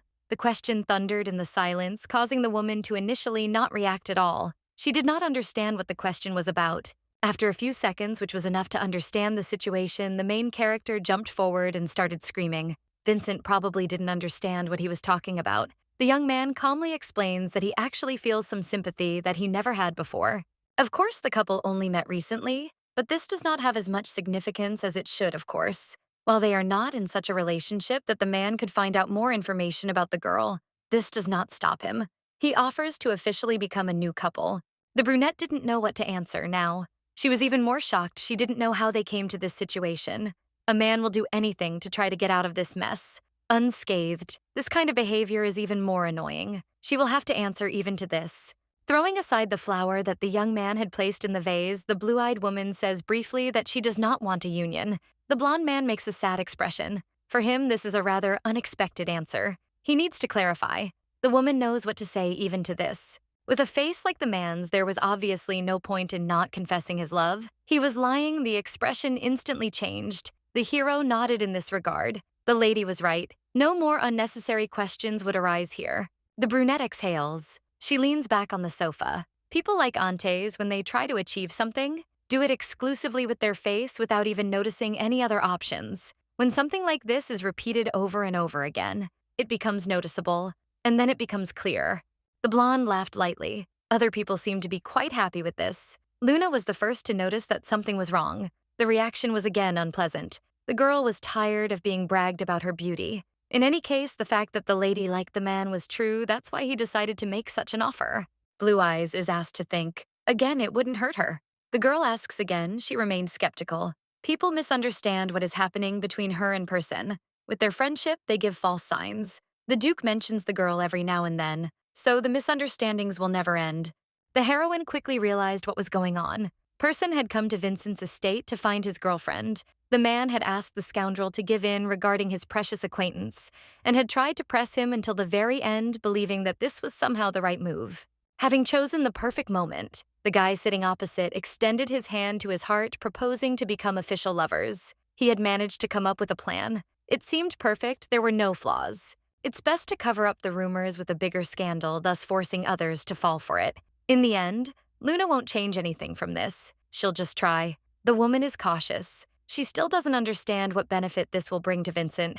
For a second, the hero pretended to be thinking, but quickly turned around and put on a sweet face. Everything was done only for the sake of the relatives and the happiness of dating a lady, but nothing more. The woman narrowed her eyes. "I understand you're not going to answer," she stated. "Jokes don't work either. It might seem even more annoying, but the young man will have no other options in the end. He is powerless." They were distracted from the conversation. The clatter of hooves was heard outside the window. Someone had arrived. The woman assumed that her father had gone home earlier than he had promised, and she immediately jumped up from her seat. The conversation would be finished later, and now she needed to go downstairs because the heroine absolutely had to introduce the man to the Baron, and he would take over the management of the gold mine. Before actually heading down, Luna leaned towards her friend's ear to simply tell him something important. She had a request. It was quite simple. In front of Paley's, you should control yourself, not talk nonsense, and most importantly, use formal speech. The blonde pretended to be surprised and then asked what exactly the lady meant. Apparently, the man really only knows how to communicate informally. Her father's status is ignored to such an extent that it shows such disrespect. Now it was clear what was going on. The young man smiled, trying to be charming. He promised that he would be polite to the Baron. Vincent had not yet heard the answer to his question, so he did not want to lose face in case everything ended well. The woman screams, forcing him to promise that they will not talk about confession. It is better to be polite, but nothing more. Servants are watching the couple from around the corner. The man was mistaken for the mistress's young man. They think that if everything continues like this, the girl will get married.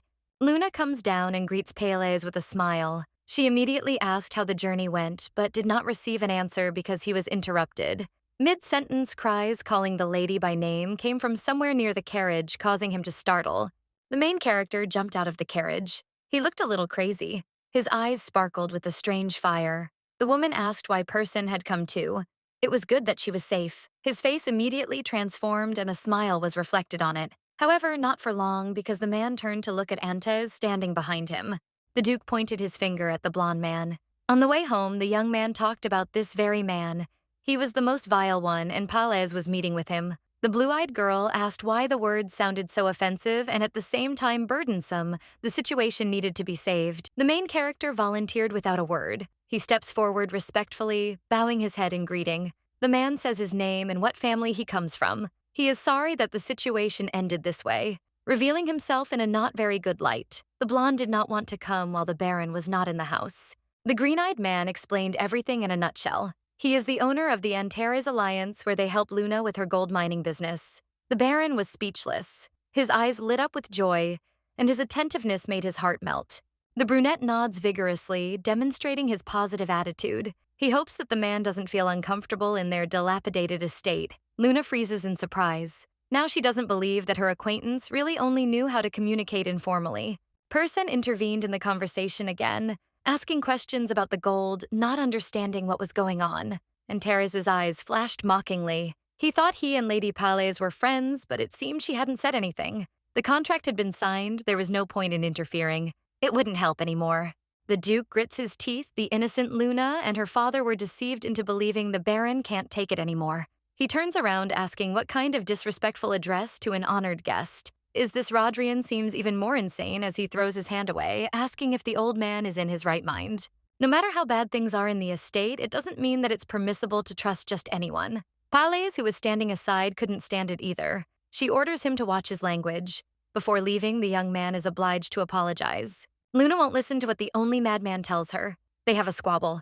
The Baron steps back. He doesn't understand anything. Everything is mixed up. Just a few days ago, the three were having lunch together. It seemed that the friends had a good relationship. The situation turned out the opposite. Rodrian was always a kind and good person. They should have remained best friends.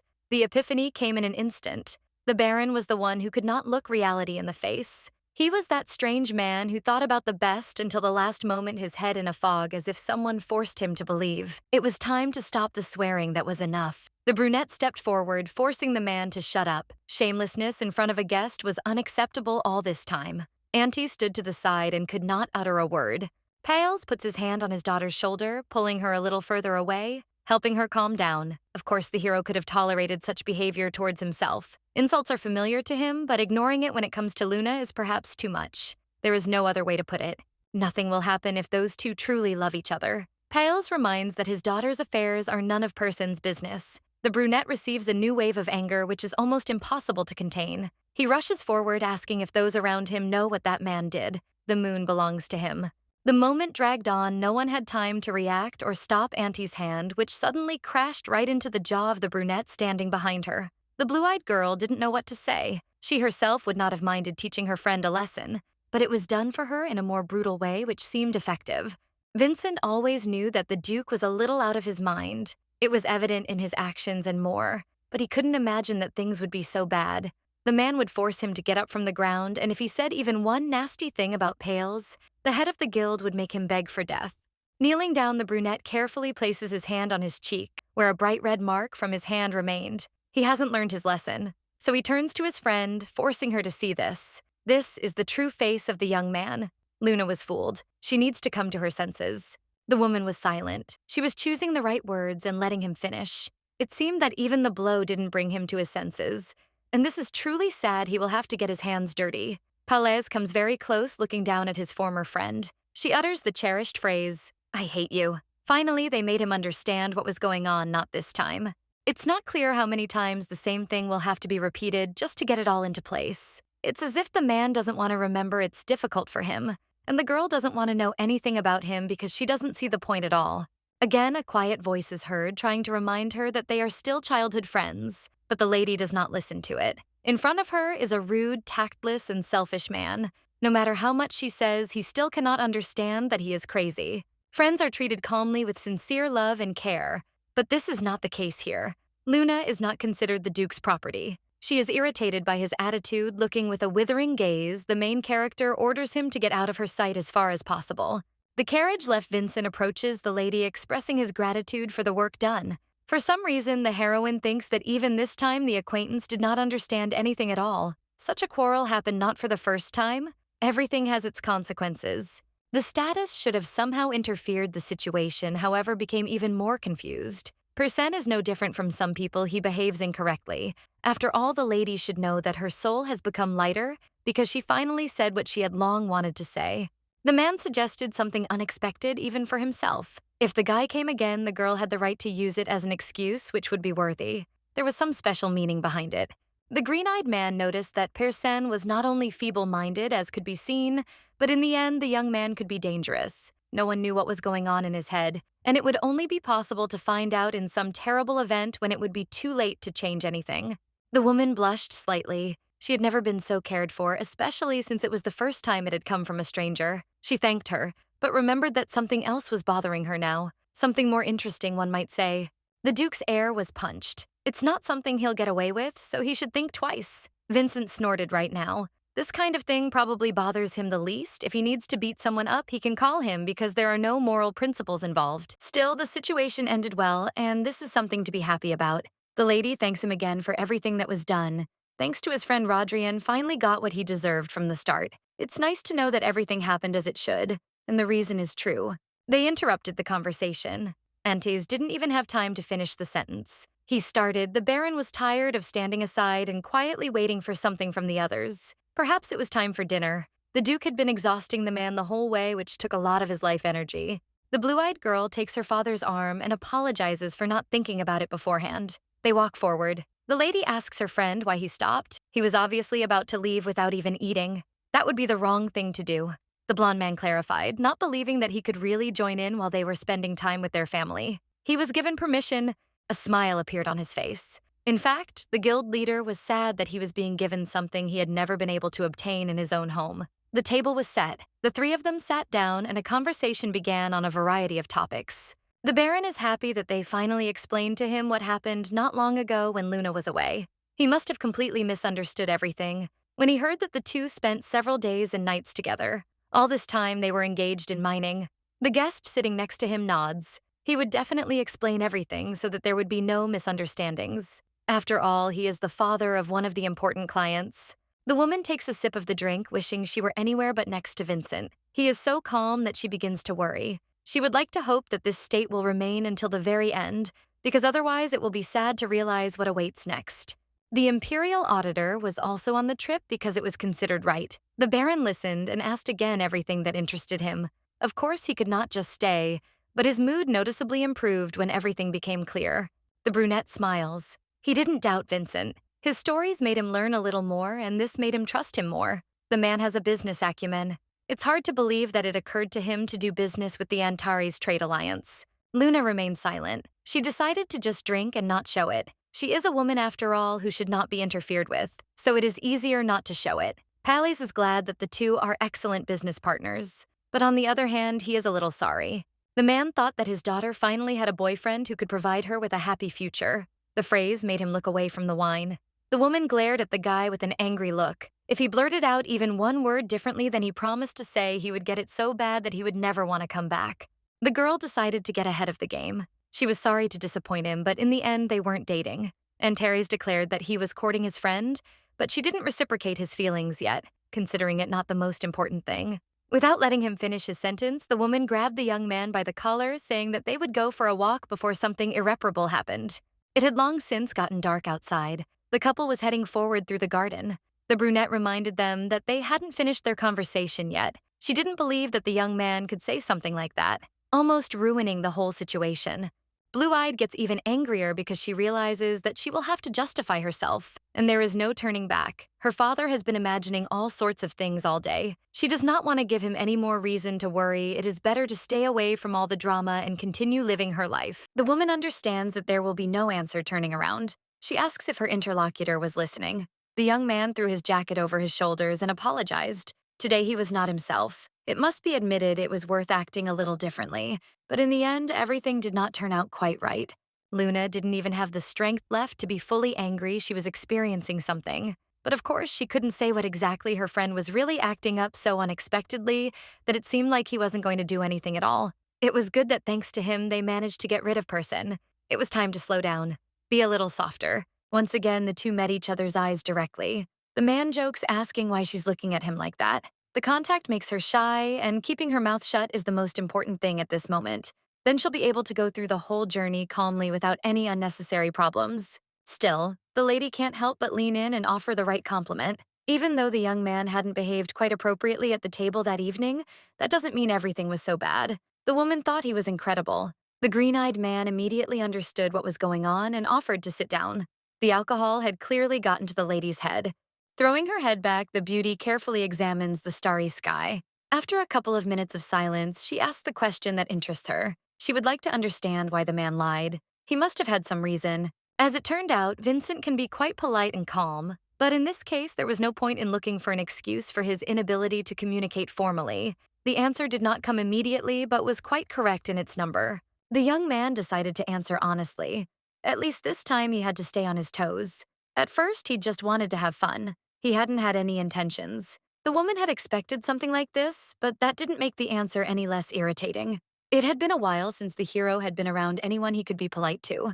Luna was sincerely asked to forgive him for what had happened. The girl snorted with extreme displeasure, turning away. She asked him to get used to communicating formally more often, and if he wanted to look good, he'd better try thinking about something other than his own beauty. Nodding, the hero promised he'd keep that in mind. The girl casts a last furtive glance at Antes before completely losing herself in her thoughts. Rumors abound that the man is a psychopath, but the guy is more rational than everyone else, and he doesn't actually have any flaws to take into account. Such a person has no equal. He seems unique and therefore attracts even more attention from the outside. Unfortunately, the lady finds it difficult to understand why in the original everything was so strange. She does not understand why Vincent lost so ineptly to Person, who in this reality looks very pathetic. In the original story, Antes was the villain who opposes the protagonist Person. His defeat in the struggle for power in the duchy, and his subsequent expulsion from the family where he was forced to take his father's place, were somehow connected, dragging him along only in thoughts. What happened triggered a strong feeling of inferiority in Rodrian, and as a result, Antes, consumed by anger, continued to commit terrible acts, each of which was distinguished by its cruelty towards other people and others. Fate itself predicts a terrible end for the villain. He never had a chance to be happy from the start. Luna looks sadly at her acquaintance. The more she learns about him, the more she questions him. The man doesn't resemble the character from the novel at all. He's too good. The green-eyed one is so different that he is getting worse with each passing moment. Perhaps he is just like the character Luna, who went down a different path. Because of a new soul, the woman assumes that he is different from the original, in which case it is true. At least now it seems the guy doesn't look like a crazy psychopath. A calm voice calling for my lady breaks her from her thoughts. Her face immediately turns red, and while the brunette asks again, she's asked not to move her hands, reaching for her chin. The brunette thought that now she would finally be kissed. This moment really made her believe in something that was not really happening. The man adjusted his scarf, making it so that it was not so cold getting up from the bench. He said that it was time to go inside. After all, it was already night. It had become colder than during the day.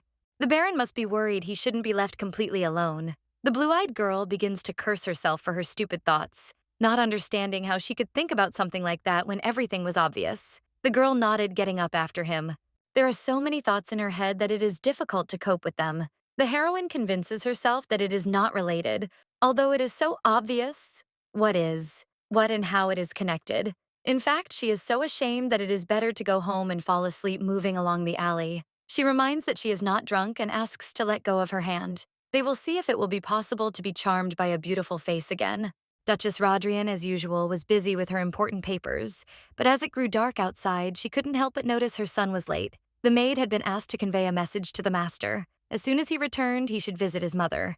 The maid nodded. She never refused to carry out orders. The young man was still not there, but for some reason, Lady Granada arrived. The woman raised an eyebrow in displeasure. Not understanding what was going on at such a late hour, it was better to be at home and not driving around other people's estates. The Duchess comes out into the hall to greet the guest. The blonde bowed her head as soon as she saw her future mother-in-law. She introduced herself again, because these two had not seen each other for a long time. It was obvious that the conversation would not be as favorable as possible. The brunette repeated her thoughts out loud. My lady had arrived without warning. Something very important must have happened for her to have been interrupted. The woman had asked for forgiveness. She had not been able to see the gentleman for a long time. She had not even heard any news. The girl only wanted to know if Persen was at home. As it turned out, no. The aristocrat informs that her son went to the Baron's estate that morning. Apparently, without saying anything upon hearing the news, the lady froze, a mad note appeared in her eyes. Falling to her knees, the heroine lowered her head. All this news made her even more upset than it should be. Person's mother noted that since the lady had come such a long way, she had a reason for it. It seemed that something had happened between them that was also important. The maid sat down next to her mistress, gently stroking her shoulder. She asked if she was okay. First, she should calm down and speak slowly, explaining the whole situation that had developed. The woman was helped to get up and sit on the sofa. Person's mother asked the staff to pour tea and prepare everything. Rodrian, as it turned out, very soon broke the promise he made to his future wife, and every day he ran behind her back to Pele's, thinking that there was no problem. The young man caused Sarah a lot of worries that bothered her to this day. As a parent, the Duchess is extremely ashamed. She experiences feelings that cannot be described in words. Despite this, the thought that the lady could take Person away and use him simply does not fit in her head. It feels like this is too much. Granada is the bride she shouldn't worry about. This attempts to calm her down don't work completely. Unfortunately, this is sad. The blonde explains what the problem is. Luna, without any shame, continues to cling to Person, who already has a lover. Without letting him finish his fiery speech, the woman continued her story. She knows very well what rumors are circulating in high society, but the allegations are as groundless as rumors. Alas, it does not have the same meaning. She does not remember Luna ordering her friend to stop seeing his fiancé. Granada wasn't a witness to their romance, which was so wildly out of control. The green-eyed woman understands that her son offended Sarah a little, but now she's no different from all those people who spread only speculation and slander, relying only on their emotions and not observing anything around them. After what was said, the woman tried to soften the situation with what she would say. She did not want to hurt anyone with her words. It was for the purpose of explanation. Obviously, even this does not quite help, because in the end, Granada does not hold back and begins to scream with all her might, trying to show a different side of herself. The Duchess doesn't understand that the reason Person started acting differently is something else. Luna is plotting something sinister, and over time she will be able to bring it to life, which will only worsen the situation as a whole. She is afraid to even think about the future in such a framework. The woman's eyes flashed as she asked why her son's fiancé had decided to raise her voice, trying to outshout him. It was clear that Sarah was extremely upset, and it was disappointing to see her in such a state. In fact, she deserved better than what was now revealed to her. The blonde herself doesn't realize how blinded she is by envy. Instead of thinking rationally, she says caustic things to such an extent that Rodrian wonders if this marriage is really worth entering into. She doesn't know if there will be any benefit in it. The woman's body shakes with rage. Something inside has turned over. Lowering her head into her hands, the girl burst into tears. Perhaps she was trying to manipulate or was actually experiencing some kind of emotional trauma. It was already unclear. The Duchess exhaled. She realized that she seemed to have gone too far, so she asked him to calm down. Everything stopped when the maid announced that the young master had arrived. The blonde jumped up from the sofa, asking where exactly Person was. She had to see him as soon as possible and figure out what to do next. The maid stopped the lady. Of course, one could misunderstand, but the man wished that no one would disturb him. He needed silence, at least for a little while. The green-eyed girl looks ahead in horror. She can't believe that everything is because of Pele's. Again, she doesn't deserve to have so much drama around her. Of course, the heroine didn't listen. She rushed from the spot before anyone could stop her. The Duchess screamed after her, but nothing helped. It was already too late. Granada burst into her future husband's chambers. Turning around, the brunette looked at the woman, only emptiness reflected in his eyes. It was immediately noticeable that her lip was split, and there was a bright red light on her cheek. The girl fell to her knees, asking what happened. She should be helped carefully so that it wouldn't hurt too much. There could be scars if left untreated. The hand abruptly slapped Granada's palm away. The guy had already spoken, but he wanted to be alone. This time would help him relax a little. Now was not the time to think about it. Rodrian was mumbling something about Luna again. She had become the lover of someone unknown, and it was considered wrong, so he absolutely had to try to save her as soon as possible. While the man continues in the same spirit, the blonde pulls away, not understanding what she did wrong. Everything ended completely wrong. She did not plan this initially, so she does not understand why nothing helps a million thoughts in her head. They entangle her. Mr. Person is Sarah's fiancé. He is not meant for Luna. It became scary to think that the hero will never change and will eventually choose his friend. The Duchess blames only her daughter-in-law. However, she did nothing wrong. She was just trying to get sincere recognition from others. If it weren't for the moon, the girl realizes that she would actually be happy, and Palais deserves all the hatred that the main character directs at her. Granada wants the lady to know the truth. The Duchess entered the room. Granada is taking too much liberty. Whatever he is barging in there is the worst thing. The woman apologizes. She admitted that she had not behaved very politely today. She had behaved rudely. She had made Persen feel so bad that it was time to leave. Smiling, the lady wishes goodnight. Her eyes wild, the boy's mother feels uneasy. She turns to the figure that is moving forward somewhere down the corridor. The heroine instantly became a different person. The sensations were not the most pleasant, for sure. The Duchess did not dare to say anything. Perhaps she just imagined it, or perhaps not. The woman went to the carriage she asked to be taken to the Granada estate because some questions had arisen. The blonde nodded but could not help but notice something else. The man can only imagine what kind of relationship Luna has with that man's fiancé. No one understands how cruel she can be. In fact, the young man never met with Lady Granada. Despite this, the hero knows that there is a rumor about her that she is a talented and kind girl.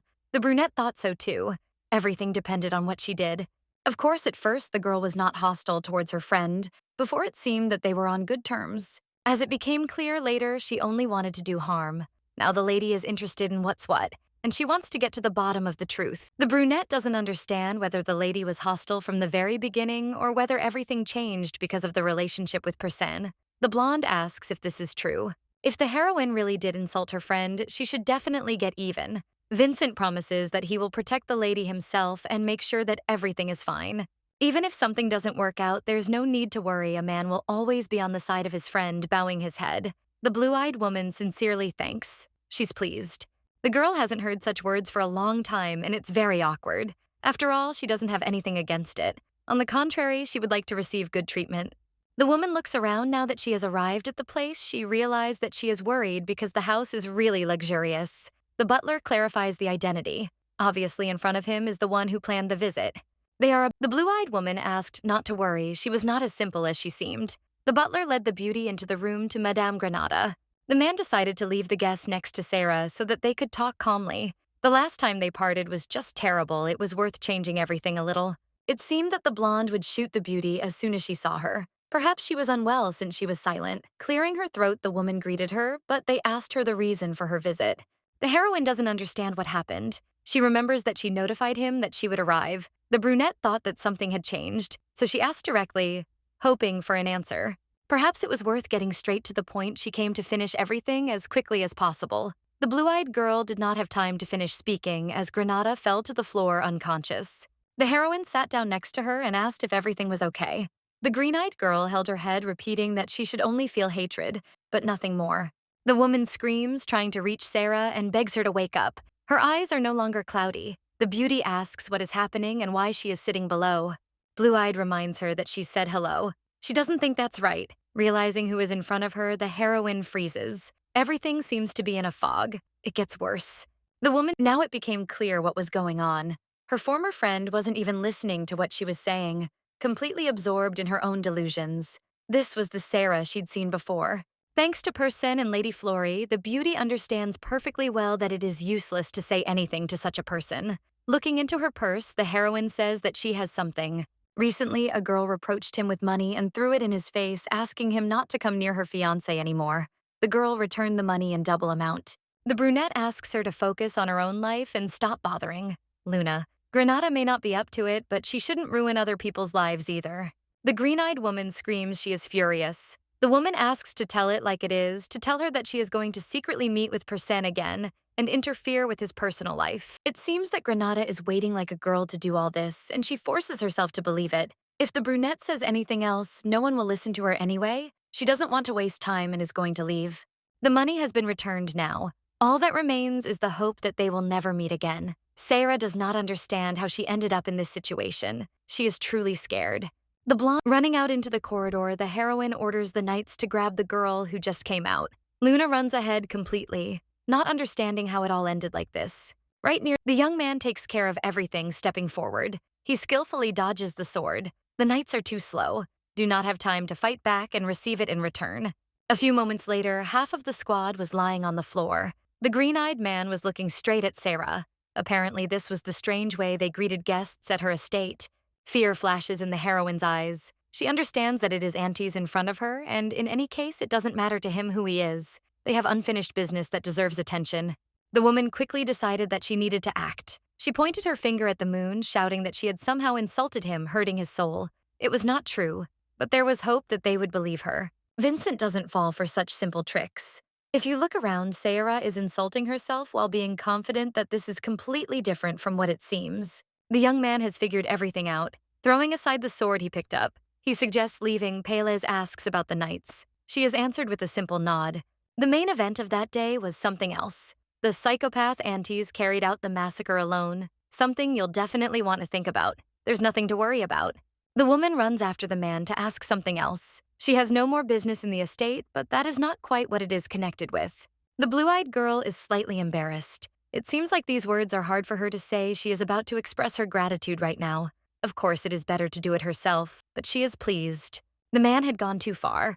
The beauty had nothing to repay him with. Alas, he brushed it off. In any case, he didn't need anything. The young man would be on her side no matter what. The two had already set off for the carriage, but the conversation on the same topic dragged on. Obviously, the lady was really concerned about whether those knights were hurt. The reason naturally was Lady Granada. Blue Eyes is worried that if things continue like this, Vincent will be labeled a killer. It should be enough for him to be the insane psychopath of society. The blonde laughs. He doesn't care about such things. It doesn't matter what high society thinks. Even if in the end they hate him even more, he won't lose much from it. I remember that the lady looked confident when she walked inside the estate. Something was bothering her. In fact, she did not feel relieved. In some ways, it feels like it's still not enough considering what we've been through over all this time, but it's not over. Suddenly, anxiety gripped her body. Perhaps the maiden had chosen the wrong path. The beauty heard the words of a man who was trying to cheer her up somehow. The reason Luna feels so terrible is because she judges her own actions based on the opinions of others, not her own. The woman does the same thing for Vincent. The man asks to tell the truth, if in this case everything is so the blue-eyed woman should understand for herself what she really wants. Smiling, the heroine nodded. She promised that she would do everything as best as possible, as soon as possible in the right way. Thanks to the help, it became a little easier for her to think. Only now has the realization come that there is no reason to be afraid, as if she had to follow the path of the original. Luna will live her life as she wants, because she is not a poor villain. The brunette asks to be taken to a place where she can get a carriage. Lately, there have been too many distances that are almost impossible to cover without owning a carriage. Father wouldn't refuse the gift. Antes nodded, promising that he would do so. The lady was worried because she didn't understand such subtleties as carriages, but the man in front of her certainly knew about the quirks of high society. Seeing the huge estate, the lady froze. All the joy vanished, as if by magic. It must be admitted that she had already been in this place. Then the owner and she did not get along. When the heroine was looking for a gold mine, the man said that he could be trusted and told her about Antares' squad. But on the spot, Antares' assistant said that they don't do such things. The green-eyed man knew nothing about what had happened. Their squad does not require any introduction. The woman found out about it. The reaction was unfavorable. Not intending to stay near the guild, the girl quickly takes off from the spot, suggesting to go somewhere else. It's obvious that they've run into scammers. What could be worse than that? The blonde stopped her by the arm. She couldn't leave because they were in the only place where they sold transport for travel. The man asked to show him those who dared to use his name. The girl is already upset after the argument, so she clarifies that according to her friend, there is nothing to worry about, because he intends to resolve this issue carefully and peacefully. The young man would take care of his own affairs and his girlfriend would take care of hers. That's what they decided. But the situation quickly escalated when the hero picked up some kind of iron bar. Everything had reached its breaking point in a matter of moments. The guild leader was sitting on the floor, sobbing, begging to be spared while Antes was silently examining him. The guys walked in and immediately stumbled upon a scene where the same man was working on one of his clients, hinting that they could only trust him since he was the most honest. The man still doesn't fully understand how difficult it is to find mercenaries. If he doesn't sign the contract as soon as possible, he will lose a lot, and this will affect his future. The stranger stuttered but nodded, indicating that he agreed. Luna realized the atmosphere in this place was strange. Everything seemed wrong again. Turning around, she didn't find aunties standing next to her. The leader continued to explain, adding that she would have to pay a small fee, but in any case, they only had reliable people, so there was no need to worry. The brunette opened his mouth to mention the place, but right behind him, the blonde asked if they were going to talk about the Antares squad. It was hard to believe that the man was involved in fraud, even knowing who Vincent was. Stepping back to the supposed safety of the place, the hero explains that he simply wanted to recommend a good place and would never use it for his own gain.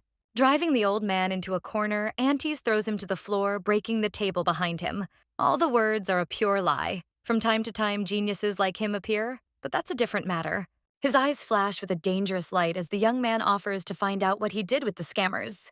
The brunette doesn't like the idea of showing him, and he screams, asking for forgiveness. The persuasion worked, and to somehow pay off the debt, the chief provided the most luxurious carriage of all available. Luna examined the decoration with her mouth open. I have to say that it was a blessing that the negotiations ended well. A woman can never understand what's going on in a man's head. He didn't even move a muscle during the threats. The man who was ready to pay was left with nothing.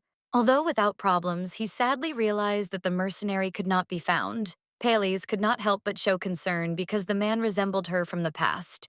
Smiling, Antes decided to help. He said that if the stranger wanted, he could contact his squad. Bring boy a letter from Vincent, they would definitely do him a favor. At other times, the man is much more affectionate and kind to others than one might think, and it begins to seem that he is a completely ordinary person who is no different. In the novel, Antes was described exclusively from a negative side. Every time he confuses the girl, and nothing can be done about it. Now everything is changing. If you gradually get to know its good sides, the day will come when all prejudices will be dispelled. I would like to think that this will happen soon. Today the man helped, so before he left, the girl asked to let her treat her. There is a famous restaurant nearby which can be reached in 10 minutes. The man decided to say that it would be better, of course, to dine at the Baron's house. The young man had really liked the food that had been served at the estate the day before. The hero heard that the girl is very perceptive. The friend promises that he will enjoy the day as if it were a date for him. This cannot be unimportant. The lady changed her tune when she met the maids who thought that her lover had arrived again. They began vying with each other to offer suggestions for decorating the estate and new dishes. There is no chance to refuse. The girl, sighing, is about to agree to what is offered to her. The lady increasingly relies on help. Ordinary food and serving will do just fine. The young man standing behind agrees. He is satisfied with what is offered, since after all he came without an invitation. The woman herself is imbued with the spirit, so she asks to wait so she can treat him. Carefully placing his hand on the beauty's palm, the hero declares that he came only to spend more time with Luna. The green-eyed man doesn't understand why the girl doesn't see what he really feels. He's sad that he has to remain silent about his feelings. If this is the case, a simple dinner will be enough. The woman understands that her friend is trying to hold out until tomorrow morning to get closer. The lady asks the man to leave and eat at his home. The sweet face comes into play again, making sad eyes. The young man remembers how he helped, and now he, the savior, is abandoned alone. Lola intervened. She asked the lady to watch her language. She shouldn't get excited. One dinner wouldn't change the situation much. On the contrary, it would lift the guy's spirits. The maids will do anything to rectify the situation. It's better to dine in a group than to be alone with your thoughts. There was silence in the room until the Duke began to speak. The Baron had never come to him with any requests before, but now it finally appeared. The brunette asks Rodrian to understand correctly. He was interrupted. The interlocutor asks not to interrupt his speech because he too has already heard rumors that Payles now owns a gold mine. The man always gets the news first since the Baron has become such a big merchant. Such big news cannot be hidden from his boss or society. Leaving one of the chess pieces, the Duke asks how his subordinate could not report something so important on the very first day he learned about it. If the man had spoken up earlier, he would have been congratulated wholeheartedly. These two had been through a lot. It was a pity that Rodrian hadn't earned their trust. If the Baron had signed a contract with the Duke's men, he could have managed the mine much more effectively. He wanted to thank him, but the hero was interrupted again. The boss asked if they would like to sell him the gold mine. Everyone would benefit from this. The man bowed his head in gratitude. He could have agreed somehow, but he couldn't because the mine didn't belong to him but to his daughter, and she handled all the issues. I'm interrupting again. The Duke thinks that this makes the situation even better. It's good that if the young lady claims that she was offered an unfair contract because she didn't understand anything, she will be able to terminate the contract without going to court. If Payles decides so, then the boss will help resolve all the issues with fines. But looking with an unusually angry look, the Baron says that he definitely cannot do this. The decision is left up to Luna in his head. The young man is angry. The low-born family has shown its colors. Such a task cannot be entrusted to a young girl. But that is exactly how it all ended. The Baron is pathetic and stupid. Rodrian thought that he would quickly fall for it if he was properly persuaded. It was strange that he started to be stubborn. There is nothing left to do but continue to press until everything is over. The old man begins to laugh, but then remembers what kind of relationship his subordinate had with his wife. They will talk about the gold mines later. The Baron has arrived to report something more important. It is in his interests to leave as soon as possible. He has served the duchy for many years. Now he wishes to leave his post. Rodrian didn't believe what he was hearing. The man's daughter asked him to take over the business, and now he should think about his lands and help her in all her endeavors. Pales would be grateful if he was given permission to leave. There was a deathly silence for a minute, leaving the cup on the table. The brunette nodded. He understood what they wanted from him. It's quite difficult to just up and resign, especially when a successor needs to be determined. This issue will definitely be discussed. But later, the brunette nodded. He was saying goodbye. They would meet again. Silence fell in the room again.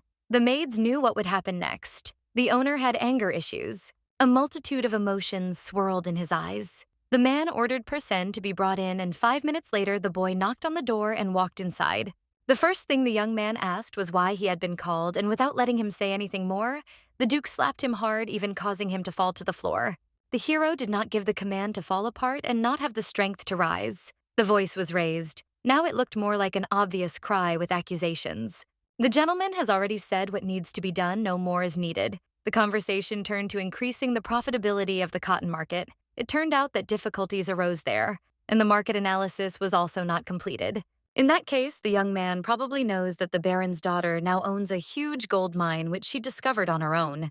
In an instant, Rodrian's mood changed. He was in shock. It was obvious that Aunties was targeting Luna's money and was going to ruin her whole life and future. The father yells at his son. It turns out he knew but did nothing. The scoundrel can't do what he's told because of the guy the Duke's family lost a gold mine. Bowing his head, the brunette sincerely asks for forgiveness. He is truly very sorry and would like to correct the situation. The man decides to give him at least one more chance. Father forces him to go to the Pele's estate no matter what method will be used. But the most important thing is that the mines become the property of the duchy, and not the Baron. Looking up, the young man makes a request. He was upset that they were angry with him, but he still continued to believe in something until the very end.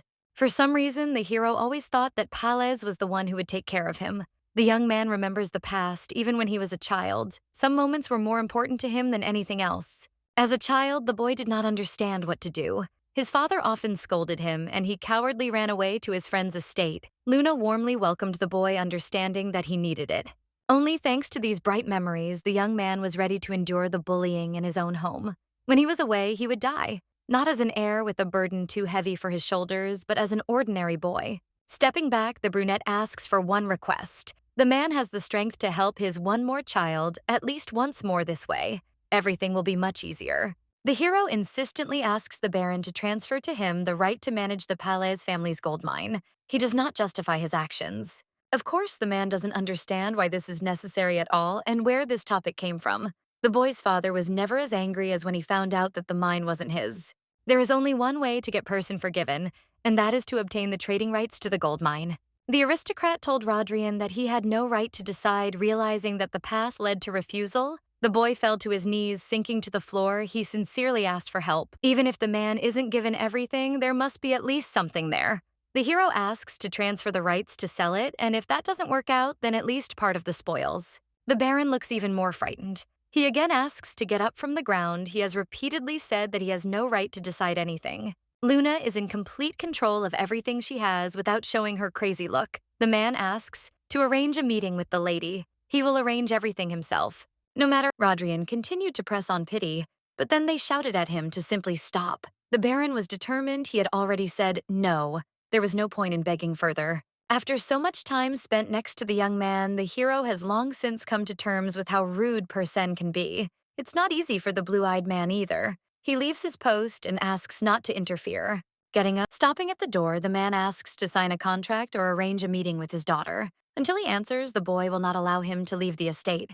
Luna, her blue-eyed, is worried about where her father is. He still hasn't arrived. There could have been an accident because of the old cart or something even worse. The maid arrived just in time. Lola reported that a letter had arrived from the Rodrian estate. It seemed to be sent by the Baron. The girl reads the butler. Gillian sent a message. It turned out that Pales is at Persen's house, but he is fine, feels well, and will come as soon as he can. Instead of reducing her anxiety, the woman worries even more. The beauty is going to her former friend's place. Vincent will go to his place. That will also be easier. The blonde refused. He was going with Luna. She might need help when she needed it most. Safety was far more important than anything else. Throwing on a cape, the hero suggests they quickly go to the estate. The woman hopes that nothing will happen, but they will only see after they double-check everything themselves. Half an hour later, the carriage arrived at the place the two were sitting on the sofa in front of the butler. After reading the letter, he nodded his head in understanding and asked them to wait a little. The green-eyed man immediately understood what was going on. The situation was suspicious. The old man was acting as if he didn't understand anything. The girl's father should be at the estate, but he was nowhere to be seen. It would be nice to know where to go next to find the man, the blonde suggested, looking into the office where the Baron works. The door was locked. Voices were heard from inside the room. Person sent a letter to Luna. He says that he simply did not find any other way out but to do this. The guy asks her to calm down and think carefully. He is worried about the girl, just like her father, carried away by the topic. The young man himself did not notice how the beauty entered. In a split second, the brunette raised her palm and slapped him hard across the face, her eyes glowing with anger as she ordered him to shut his mouth and stay out of the way. Person should have heard what she was saying. A guy so powerless that he took the Baron hostage, that unhealthy obsession wasn't enough for him. This was going beyond all bounds. Without letting her finish the topic, the Duke shouts, "Only Luna is strange. She herself doesn't understand what she's talking about. And it's a pity that everything turned out this way. They were friends." A single tear runs down his cheek. The guys were once close. For some reason, the girl began to act coldly. Something has changed. The hero is scared in front of him is not the one he knew. The boy still remembers his childhood. He sat under a tree in the garden and burst into tears until his friend came up to him and extended a helping hand. The boy stood up. The Duke scolded his son again for something trivial, and the girl asked him to wipe his face and raise his head higher, not to show himself to be a real weakling. Person asks for help because he doesn't know how to complete a simple task. In response, he is yelled at. The brunette reminds him that he is no longer a baby and is able to figure it out on his own. Moon's friend was born into a noble family, which many say dates back to the founding of the empire, and he was the heir of a duke who placed many responsibilities on him. From childhood, the child was subjected to violence under the pretext of discipline. Unable to bear it, he often ran away to the neighboring estate where the Baron lived. The two children naturally became friends, and that day the young man said something that was probably the most familiar. He asked the moon to always be by his side and not go anywhere. Unfortunately, Person had no other friends besides her, and the maid and governess with whom he became close were almost immediately thrown out. The boy cried uncontrollably, continuing to beg for at least Payles to stay with him to calm him down a little. The lady agreed and carefully wiped away his tears. Smiling with her kindest smile, the lady suggested that they wash up and then go eat some cake. Her father had specially bought something delicious in case the young man suddenly decided to visit the estate. Now the man doesn't understand what happened, but thanks to his friend, he was still able to survive those times. And no matter how much she has changed, she still remains his only friend. It is their sensitive relationship that has some hidden meaning. The fact that the lady is next to Antes and the fact that she is trying to distance herself from the friendship is terrible. Person will not leave the situation like that. The blue-eyed girl opened her mouth to say something, but she couldn't. She knew well about the young man's suffering, not only because she had read about it in a novel, but also because he had been with her in childhood. There is a very obvious reason why the young man is so obsessed with Payles, and it is because he had only one way out. The woman remembers what was meant for her first. She had to become a villain. The personality of Luna was so despised that then she had to die a quiet death, all for the sake of the main character living his brilliant life. The moon does not want to continue to suffer because of some established scenario. She is disgusted by the thought of what will happen to her. The lady wants to run away somewhere far away. A voice pulled him out of his thoughts. Antes had been listening intently the whole time, and he was genuinely sickened by what they'd said. He asked what to do with Person next. In an instant, the brunette's gaze acquired crazy shades. Even when a person says that he does not want to be near the young man, still insisted this is wrong, at least in Vincent's opinion. Surely the Duke values his friend, but in this case, he can only take one last step. The hero must disappear from her sight and never interfere on the road again. The guy falls to the floor. He never tried to do anything. Antes wanted to add something else, but the Duchess came through the door, her voice stern as never before. The green-eyed woman heard that Payles had arrived since she was only a guest. It would be better to meet in the living room, the woman should have thought before causing trouble. The voice wavered as his gaze focused on his son sitting on his lap. The servants were whispering many thought that the master had fought and therefore had received more than he deserved. Vincent was seen in the man standing next to the leader. If this is true, he could become a disgrace to the family. He must have had some important moment to come to the Duke's estate. Luna is worried something that she feared like fire has happened. Now the guy is being slandered and she has no idea how to stop all this. There are many options in her head, choosing one is almost impossible. Antes only wanted to help. He couldn't be allowed to get hurt running forward. The brunette asks everyone present to be silent. Vincent didn't come to make threats. He is the lady's lover. Silence immediately fell in the room. Shock was visible on the faces of those around her. The heroine herself does not understand what exactly she did, but asks herself to calm down. Everything should be fine if she finds one more excuse. The head of the guild decides to play along, not understanding what he is doing. Hugging the beauty, he remembers that she had important business, but she could not part with him even for a minute. The hero explains that he could not act differently. Fortunately, it is good that the girl is so attached because it would be worse if she hated her own man. There was fear in Luna's eyes. She hoped that the situation would not be worsened. She had already lied too much, but her hopes were in vain. The Duchess promised that she would not ask any more questions. At least one problem had been successfully solved. The woman offers to listen to what the reason is. In fact, as Luna already said, her father went to work and did not return for a long time, so she began to worry. The butler was afraid of what would happen next. He cleared his throat and began to talk about the misunderstanding that had happened. He wrote in the letter that nothing had happened. The Baron comes forward, denying that he is on the estate voluntarily. In the evening, the gentleman came into the office and said that the man would not be able to leave until what he demanded was fulfilled. Pales begged to be released, but as is obvious, he remained in the house. It is impossible to call the detention a voluntary choice. It sounds too real. The Duchess understood she was asking for forgiveness, and later they would agree on a time to discuss what had happened again and come to some kind of peace agreement. As a mother, the girl is worried about her son's condition, so she cannot fully embrace the feeling of guilt. As she leaves the door, Luna turns around for the last time. The Baron is helped into a carriage on the street. He is a little tired, and it is unclear how imprisonment affects his psyche, but one hopes that everything will end well. The beauty promises that she will definitely punish Person. He had no right to act so terribly. The green-eyed man watches from the side. The lady has returned to her usual state. The hero asks if Luna has figured out what she will do after what happened. It was clearly an illegal detention of a person. A complaint can be filed with the duchy later, but the arguments will not be as effective.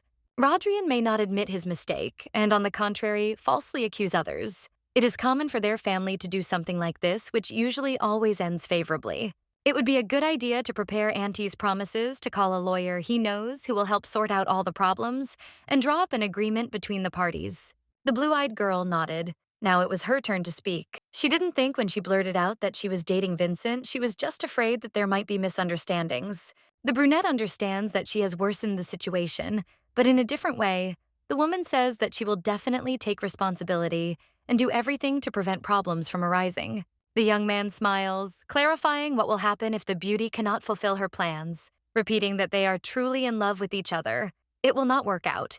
The Baron distracted her, closed the carriage window, and smiling said that it would be better to pretend that he was not there, because this would help her to calmly talk with her lover alone. An hour later, Palais finally returned to the estate. The maids were worried because the mistress left with such a serious look as if something bad had happened. There is more important news. Mr. Antes and Luna have decided to date officially. Explaining the situation, the brunette can't stop smiling. The girl ran into the room too late. She asked not to tell anyone anything yet, but her father decided differently. Good news should be shared with everyone. In fact, nothing happened. Suddenly, Emma states that they have little time to prepare a festive reception, but they will do everything in the best possible way. The brunette continues to ask not to do anything. A young man appears from behind in time again. Making a sad face, he asks if it is true that they really hate him. The woman wants to scream, asking what is going on. Now the moon is considered kind because she responded with mutual feelings only to avoid causing more pain. The maid decided to correct the situation. In fact, the mistress simply does not know how to express emotions. Deep down, the lady loves the man very much, even though she does not show it. Paylays doesn't know what to do. Of course, it would be better to abstract herself. But now she has been assigned to the beloved group, she is not in love. Luna couldn't say that everything that was said was not true. She simply didn't have the strength. The girls immediately began to have fun, realizing that everything was fine. They had to cook dinner. During the meal, the blonde man is told about the heroine's childhood. The woman wants to go home, although she understands that she is on her own territory. She simply cannot bear what is happening.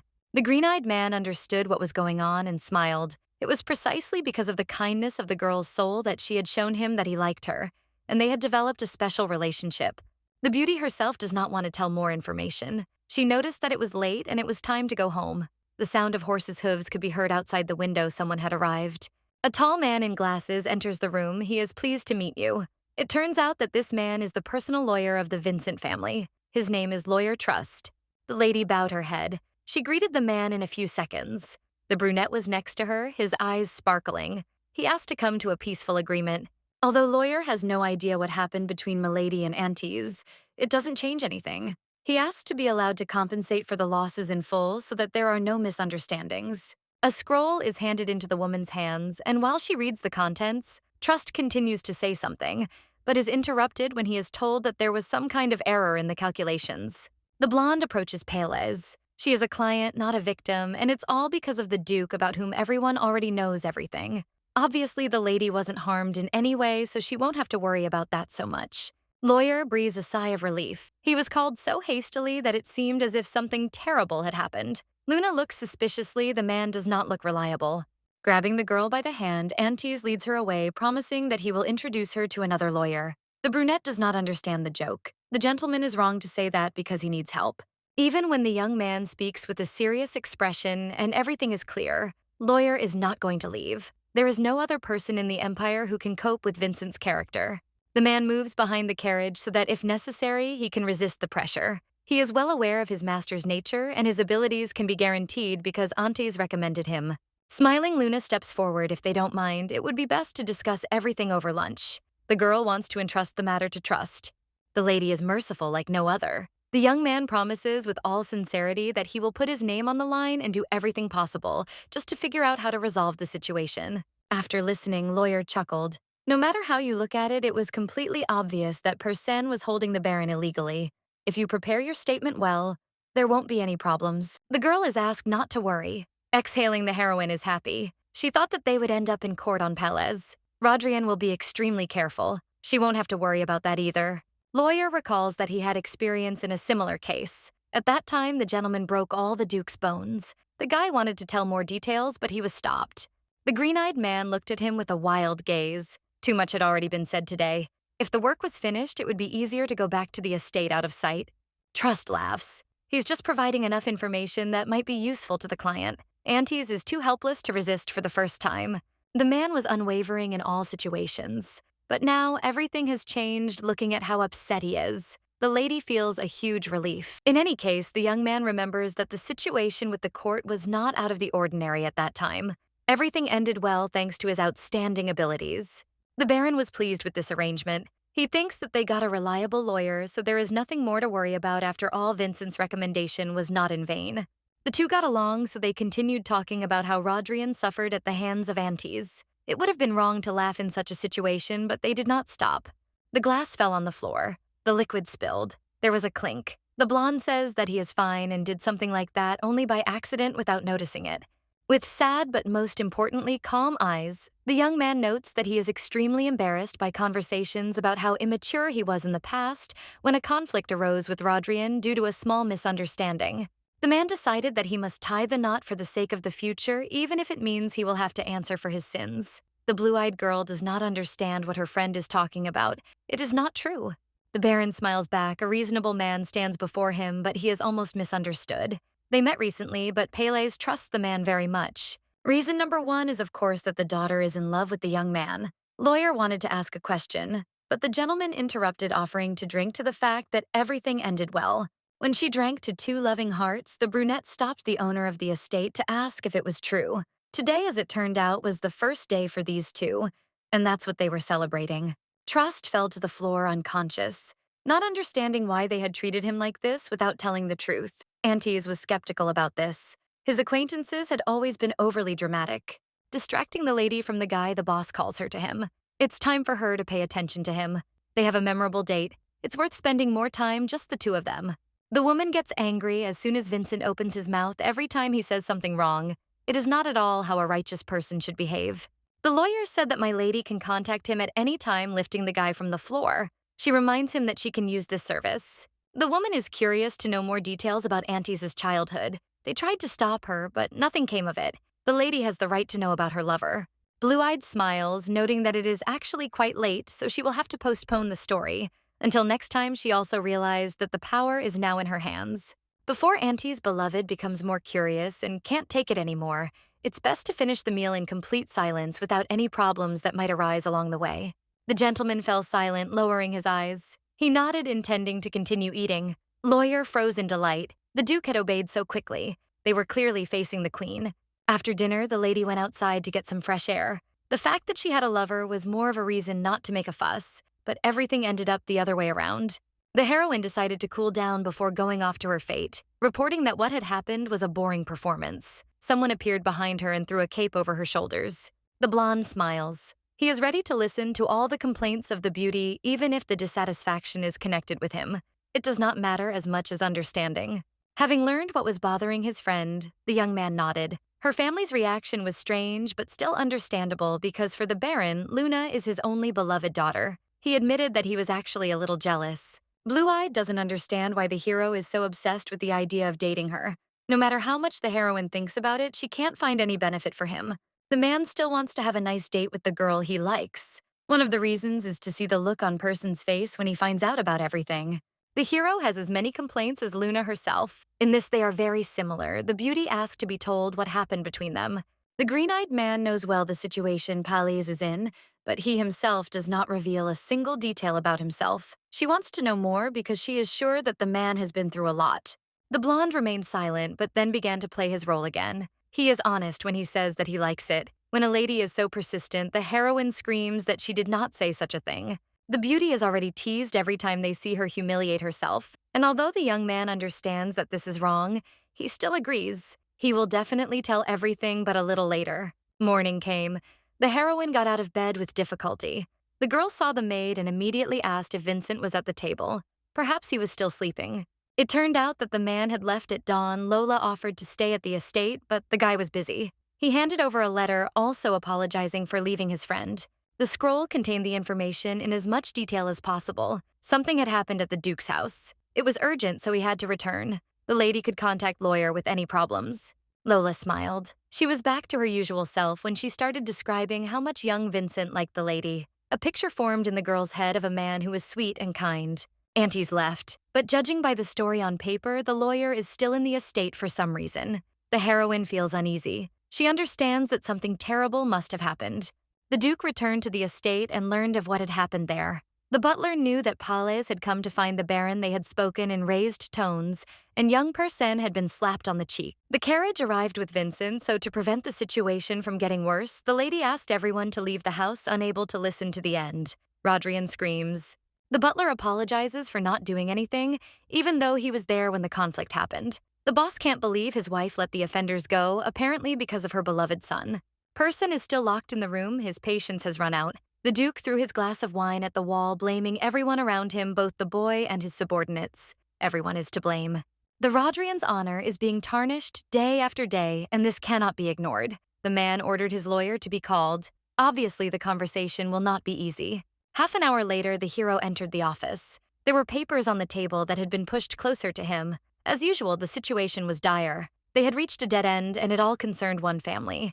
Third-class animals don't know their place, so they climb wherever they want, and a subordinate is ordered to make them pay for daring to mock the Rodrians. The brunette chuckled. It seemed the Baron wasn't a particularly important person, so it wouldn't be difficult. He asked what punishment his master would prefer. The head of the estate doesn't care what the lawyer chooses. The most important thing is that the Palais family is trampled. Such worthless people shouldn't be confident in themselves. Everything should be the other way around. The man understood, bowing his head. He says that he will definitely fulfill all the demands and do anything just to show his dignity. The next day, a letter arrived from Person's lawyer with all the arguments which in fact seemed incorrect, clearly laid out on paper. Pales is accused of arriving at the estate unannounced and causing a scandal, then attacking the family heir. Her behavior damaged the Duke's reputation, so the Baron is being sued. The blue-eyed woman is angry and disgusted by the behavior of her friend's father. The other side claims that the man skipped work without permission, which worsens the situation with the lawsuit. Things are worse than expected, and lawyer guesses who the lawyer is. Polkan will act on behalf of the Rodrians. He usually agrees to any job just to get money and is known for using dirty methods. Many people's lives were ruined after they lost to him. The Duke is obviously hostile. The girl doesn't know what to do. Their family is still treated coldly. They can't allow themselves to be hated. The beauty is terrified to imagine how everything will end if her reputation gets even worse. Honor can never be bought with money, and this is truly sad to realize. The main character asks Trust what he thinks. It's important to her to know if they have a chance. Polkan is difficult to deal with, but that doesn't mean it's impossible. In their statement, the victims deliberately omitted the incident of the young gentleman's illegal detention of the Baron. They do not want to bring this fact to light. The Pales are participants in the incident. They should definitely shed light on what happened. The problem remains, it all lies in the fact that the Duke got rid of all the evidence and shut the servants' mouths. In any case, there's no other choice but to sue Rodrian to get out of this difficult situation. A simple statement won't be enough, but it would certainly be helpful to find some evidence. Luna thought about how she would have to behave. The family had destroyed everything they could, and there was no chance of getting witness testimony either. You can't create something that doesn't exist, but it was an idea. Blue-eyed turned to a lawyer. It seems she had a great opportunity. Lawyer promised that he would listen and help with everything that was required of him. The next day, the Pales filed a counterclaim against the Rodrian family, and rumors, of course, spread like wildfire. The Emperor, even he, sent an investigator to confirm some facts instead of clearly answering. Polkan spoke about the Baron's absenteeism. Dvoretsky became one of those who put the most pressure on the injured party. He spoke of Pales as the most irresponsible person in the whole wide world. The man was considered the one who brought a lot of trouble, and he did not even delegate his responsibilities to anyone considering himself the smartest. Luna was given a letter stating that the Duke's side was planning to demand compensation for damages, including all the little things. Lawyer thought that he needed to think of something that would help resolve the situation. The lady was angry before she fainted. She needed to be calmed down. Trust arrived to visit a friend named Xian and was asked, "How are you?" But it was immediately clear that the meeting was not scheduled because they wanted to chat. Sitting down at the table, the heroine asks what is required of her. Lawyer nodded. He will tell you everything in a few words. It all started because of a high-profile trial. This time, the girl is having a hard time. The Duke devotes all his time to the court. They say that he puts off work and spends the whole day next to the lawyer. The person who takes information out of the estate is immediately threatened with death. The woman has never been afraid of being caught, but this time everything is different. Lawyer said that this time he didn't need information. He needed a love letter. He took an envelope out of his jacket. All he had to do was send a message and get a reply. Since the message sent does not contain any threats or information, there should be no problems. The woman asked about payment time is running out and her rates are also changing. The girl said that she wanted to return to her hometown and live there. They promised to buy the beauty a mansion so that she wouldn't have to worry about anything anymore. Xian jumps up and exclaims the green-eyed girl did not believe that she was being given something so significant. Obviously, the client was as serious as Rodrian. Lawyer's acquaintance is more suited than anyone else for the job entrusted to her. Trust is leading to the lady agreeing she had better think about the answer. The woman decided to say yes. That same day, she snuck into the master's room. Rodrian was in a terrible state since the day he was hit. She was going to hurry before he woke up. Xian was unlucky. The voice, very weak, asked, "Who sent the message?" There was nothing left to do but give the letter. It was obvious that the sender was Luna. After reading just a few lines, the brunette begins to smile, clutching the piece of paper to himself. He repeats the same thing. The girl did not abandon him. Now they need to meet. Pales will forever remain his only precious friend. The day of the trial arrived unnoticed, and aristocrats from across the empire flocked to the courtroom to witness the outcome of the scandalous story. Many were on the Duke's side. The Baron's family had never been respected, and if they lost the trial now, the situation would get worse. The Duke's family is considered the most powerful in the entire empire, and Pales will never be able to resist him. The aristocrats do not understand why a war that cannot be won has begun, and many are completely confused. The representatives of the parties are ready. They look at each other with hostility. The trial begins. The first to come out is Lawyer, who will be the first to speak on behalf of Pales, his client. To begin with, the judge decided to listen to the arguments of both sides. Trust begins to tell the story of what is behind the claim, and he again needs to explain everything that they wrote about. On the day of the incident, the Baron went to work at Rodrian's estate. The Duke's son popped into his office and said they needed to talk about something. Of course, the beginning was already a foretaste of trouble. The young gentleman collected his thoughts and demanded that the commercial rights to the gold mine, which had recently been discovered on the Baron's territory, be transferred to the hands of his father. The man objected. He replied that all this seemed impossible to him since the contract had already been concluded with other traders. Despite the refusal, the young man repeatedly demanded that he sign the contract that he had brought with him. After the explanation, the Baron realized it was pointless to mention the mine belonged to his daughter. They continued to pressure the man until the very end, and when everything ended in error, the gentleman could not contain his anger. The Baron was locked in his own office. In light of what happened, the Paley's side is having a hard time expecting a sincere apology or compensation for moral damages from the Duke's family. The aristocrats began to negotiate, and it was immediately clear that if what was said about the gold was true, the Duke would be indignant. It's time for Persen's lawyer to answer too. Before the young man begins, he wants to say something, and this information will have a big impact on the course of the trial. The fact is that all of these allegations are outright lies. Polkin is certain that everything discussed that day was nothing more than ordinary work topics that could not lead to anger or illegal detention. The judge intervenes. The story sounds strange. It doesn't really seem true that the two stayed up all night just to discuss work tasks. The lawyer even found a reason for that. Whether the reason is that the Baron's work skills are completely inadequate, Palais jumps up but is asked to shut up. The Duke's arguments at that moment were much more important. Polkan wants to continue. As is known, the Baron worked at the Duke's estate for quite a long time. He was not coping at all. His productivity was so bad that it is difficult to say anything good. Until the quarrel occurred, the man only managed the most basic tasks, such as organizing and copying documents. The aristocrats agreed, realizing that if the young man had been smarter, he would not have lived in poverty for decades. The lawyer knows what really happened. The gentleman who had known his subordinate for many years took pity on him and wanted to teach him at least something. But the old man, not being able to learn, quickly got angry and declared that he did not want to do anything. In the end, there was nothing left to do but let the man rest. Persen had completed all the work that the worker had been delaying. He was tired but still bears responsibility. Instead of thanking the young man for his efforts, the Baron made him into a vile criminal. His statement in court does not contain a drop of truth, and doubts creep into the minds of even those present. Written testimony from the Duke's household servants was presented as evidence. The judge carefully examined the papers, realizing that in some sense, everything would end as the master wished.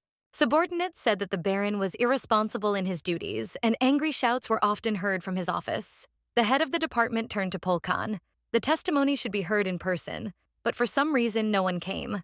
The argument is stupid, but the maids are afraid that Palais will be angry. This is all for their safety, and it is better to treat it with understanding. The Baron shouts from his place that the words are more like absurdity.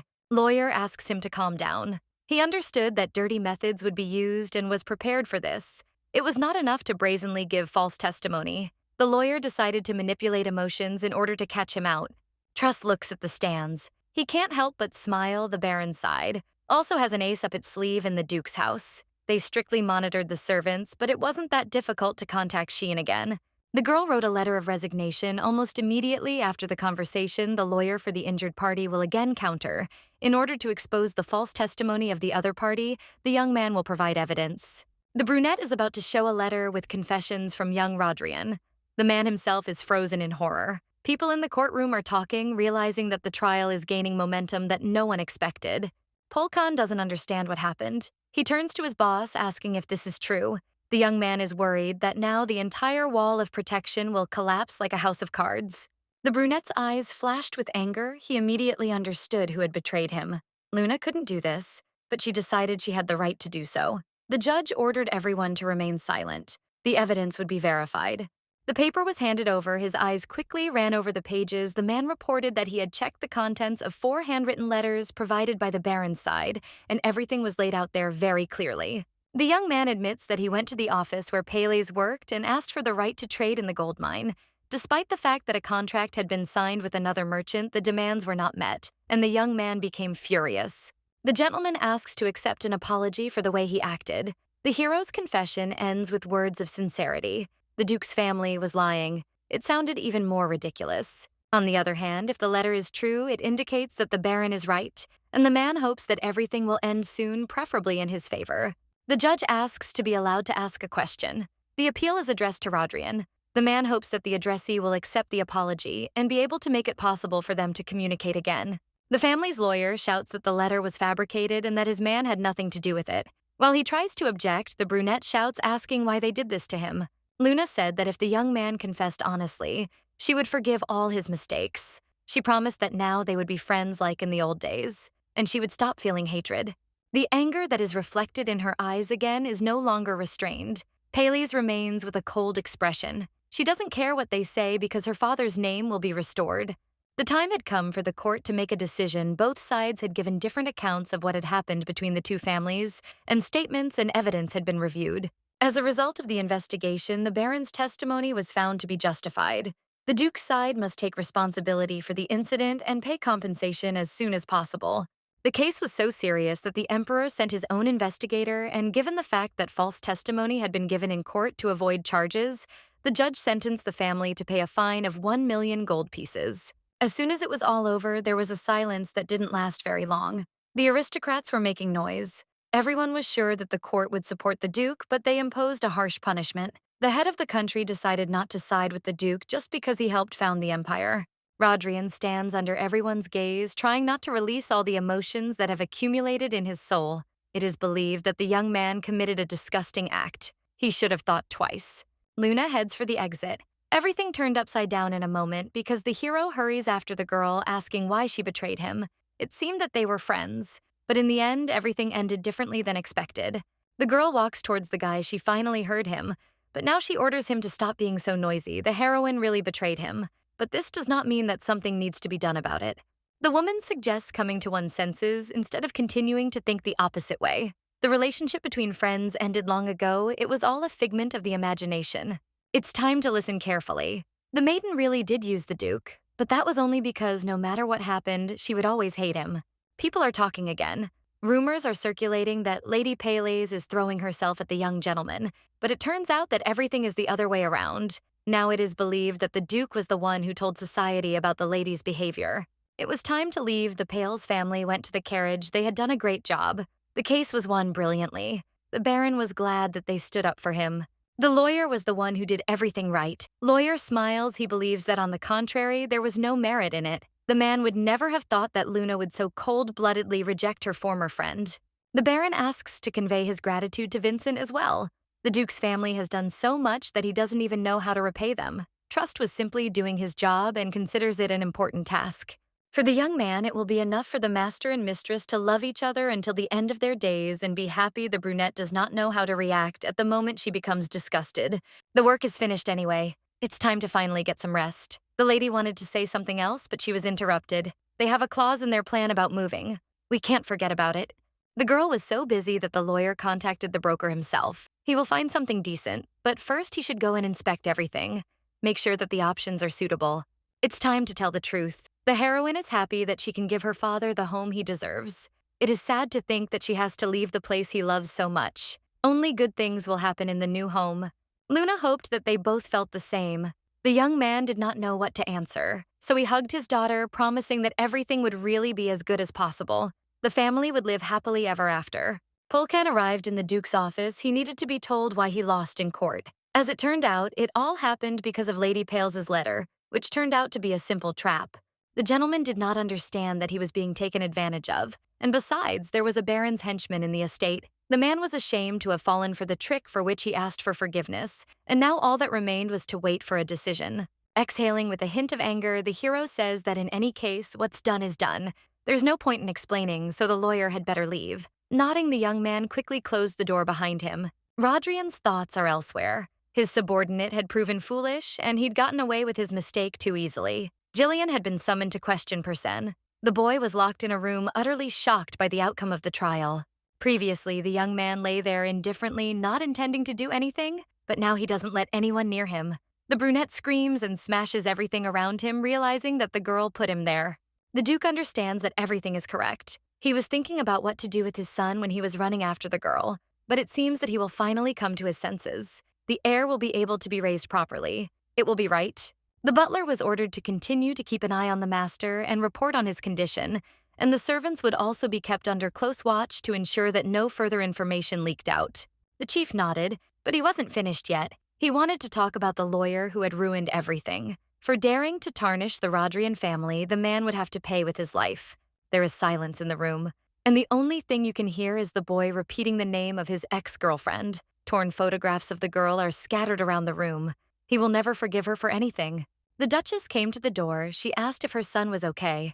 Of course, there was no answer, which was upsetting.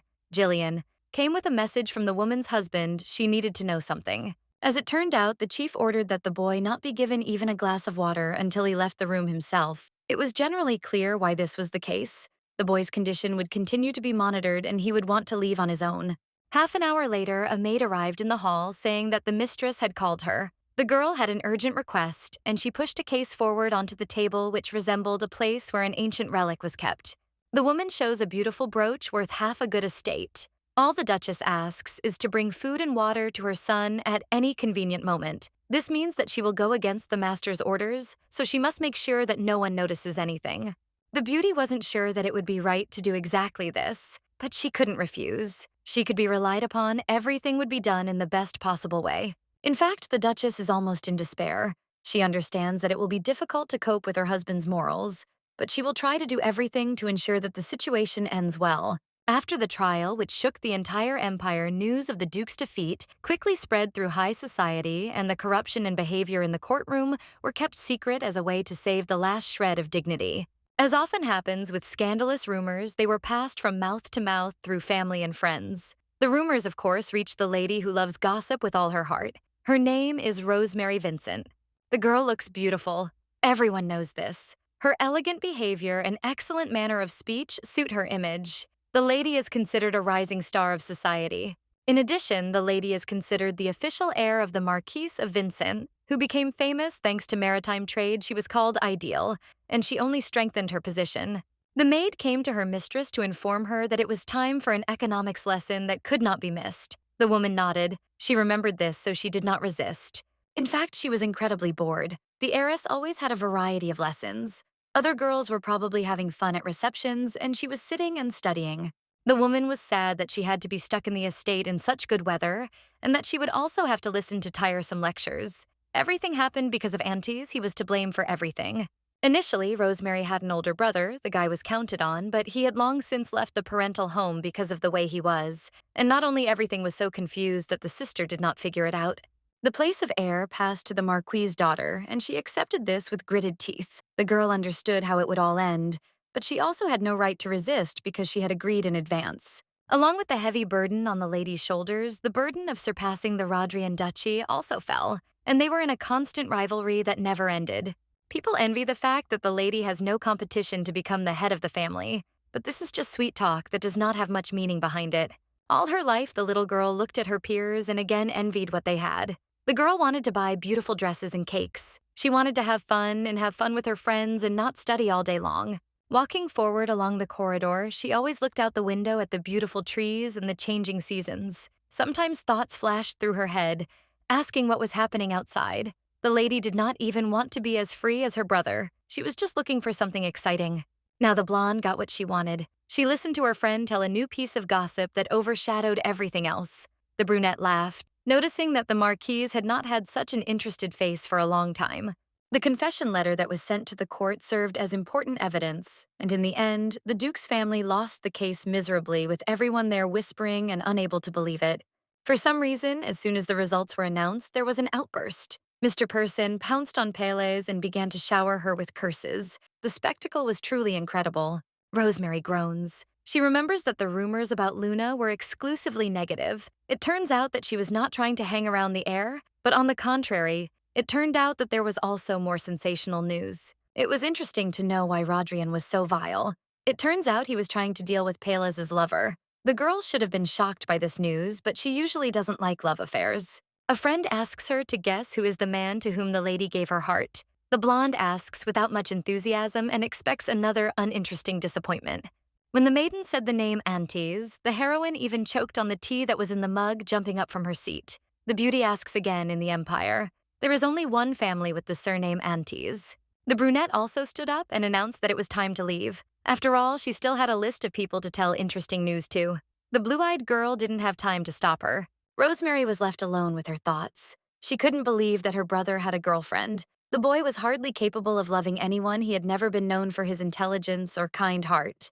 The lady desperately called for the butler. William, the man, came running, asking what had happened.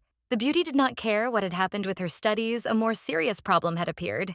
After the servant had listened to everything, he left, not quite understanding how all this was connected. Strange rumors about the Vincent family had always been and would continue to be circulating. It had already been 10 years since the boy left home. The last thing the old man remembered was not the most favorable. Aunties always bullied Rodrian, not allowing him to give him a proper fight back. There are rumors that he was even once sued for assault. The butler arrived for a meeting with lawyer, even if he is not very interested in the gentleman's personal life. His sister asked to find out the details. Trust is sitting on pins and needles while he is asked about the rumors and their veracity. Trying to brush it off, the brunette states that the question seems too delicate to him. It's impossible to reveal someone's personal life so completely. The lawyer nevertheless agreed to tell the truth, but only at a meeting with the lady sitting next to her. He answers that the talk about love is the pure truth. The woman did not believe it. She was horrified. With every word Pele says, the young man becomes confused and begins to fidget, and Lada tries her best to look good. The heroine feels calmer after her confession, but it's still hard for her to come to her senses. The lady must have used forbidden methods to tame the young man. There's nothing else to say. Lawyer suggested a meeting, and the blonde became even more frightened. In her mind, she imagined Luna as a successful person. Trust tries to explain that there is no need to worry about one's safety. Pelez is a gentle and kind person who is different from Antes. After these words, the blue-eyed girl even thought about whether she really could go to the meeting. The girl doesn't know how to choose the right place, but she will think about it. The brunette remembers something. Luna is most interested in moving to a new estate. If the lady puts a suitable house up for sale, it will be possible to meet. The girl wants to meet as quickly as possible. She will choose the best house at the lowest price on the market. The heroine is confident that she is doing the right thing. The beauty clarifies what Luna likes in order to prepare a gift. Lawyer doesn't know what will suit her friend, so she'll have to choose something ordinary. Luna sits silently opposite her father. Finally, she says that for some reason she feels like a burden. A candidate for the position of secretary should arrive soon. The beauty is a little worried, but is trying to change her mind. The lawyer recommended the person, so he is probably good. It would be great to have someone who will help. The man can't believe he came for an interview with a noble family. He introduced himself as Thane, remembering the appointed time. The brunette smiles. They once saw each other in a carriage shop. The young man is still grateful for the help. Laying out the papers, the lady suggests starting the interview. As it turns out, Thane worked in the mine for about 20 years. In addition to physical work, the man was involved in hiring. He knows how to prepare documents well. Many people think that mining is all there is to it, but it's really the approach that matters. Mining operations require highly qualified specialists, and it is extremely difficult to find such specialists. The owners are thinking Thane is worried, thinking that now he will be thrown out. The owners hate those who interfere in their affairs. Luna finally announces the decision. They listen for a bit, but ask that he return to work tomorrow. The girl spoke seriously. As soon as everything was told, she realized that there was someone outstanding in front of her. What touched the Baron's daughter most was that the man was proud of his work. The decision was made without even hesitation. Qualified specialists are rare, so the girl will increase her salary exactly 3 times. A man takes up the pen. It is his first time working as a secretary, and he lacks much, but he will do everything possible to help. The Baron hopes that they will work together. This is his first time doing this, and the leader promised that he will work hard. Very soon, he regretted his words. From the first day, Thane was busy with training, and he only set aside time for rest when he slept. Unfortunately, the Baron felt that she could not keep up with the frantic pace of work. Things were going better for Luna than it might have seemed. His father wouldn't have to worry if he learned everything. The woman also did not have time to amuse herself during this time. During her work, she managed to acquire dozens of mountains throughout the empire. The novel doesn't specify the location, but there had to be a diamond mine somewhere, and it would only be a matter of time before the location was discovered. The lady is going to leave before the evening. Today, she is finally going to buy a new estate. At the entrance, the lady met Cleo. He promises that he will show every corner of the house that is up for sale. The assistant found the place that meets the girl's requirements. Everything should not go as badly as expected. The first thing the young man did was take the girl to the garden where in the spring many flowers bloom, making the estate brighter. Perhaps because the building is new, it looks quite stylish. The atmosphere is as luxurious as in the Duke's estate. Cleo stated the price was too low, which made the maid and mistress begin to doubt. It's impossible for such a beautiful place to cost a penny. Luna will have to figure out the problem.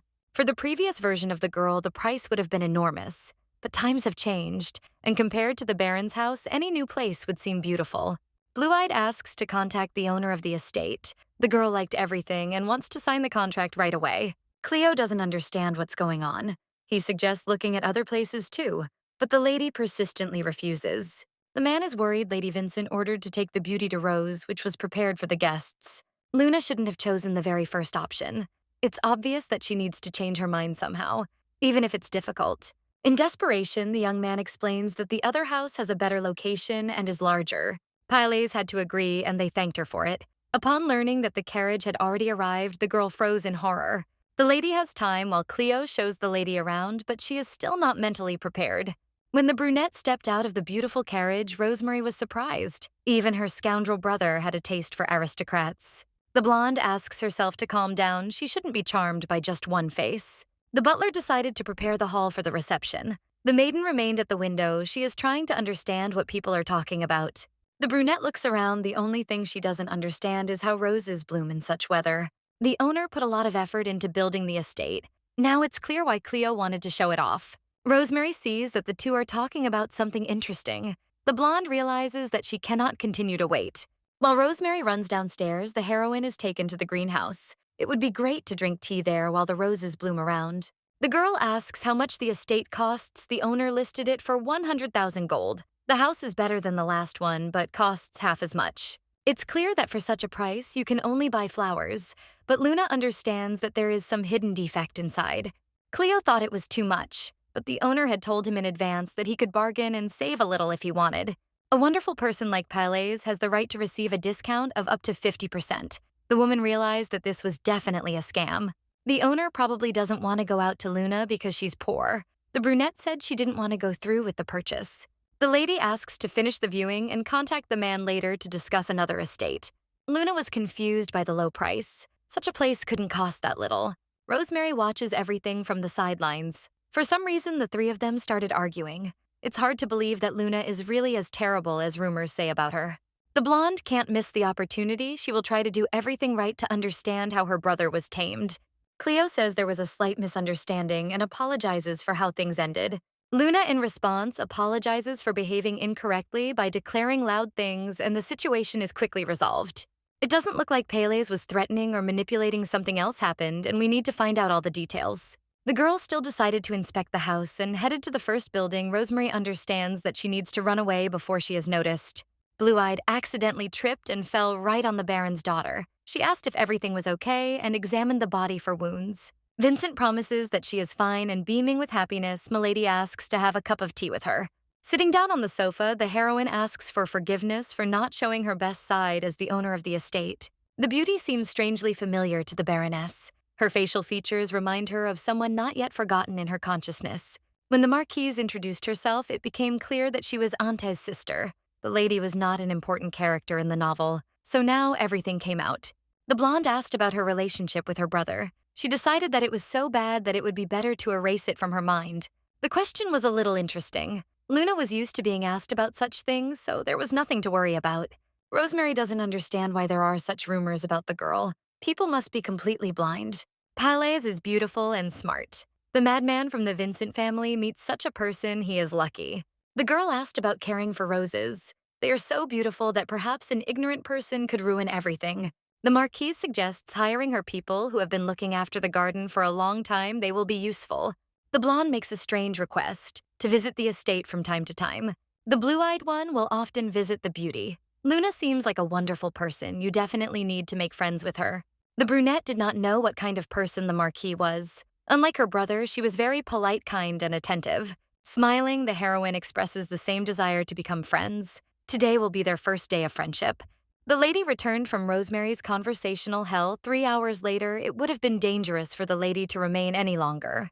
The heroine has been drained of all her energy. She needs to go home quickly to get some food and rest.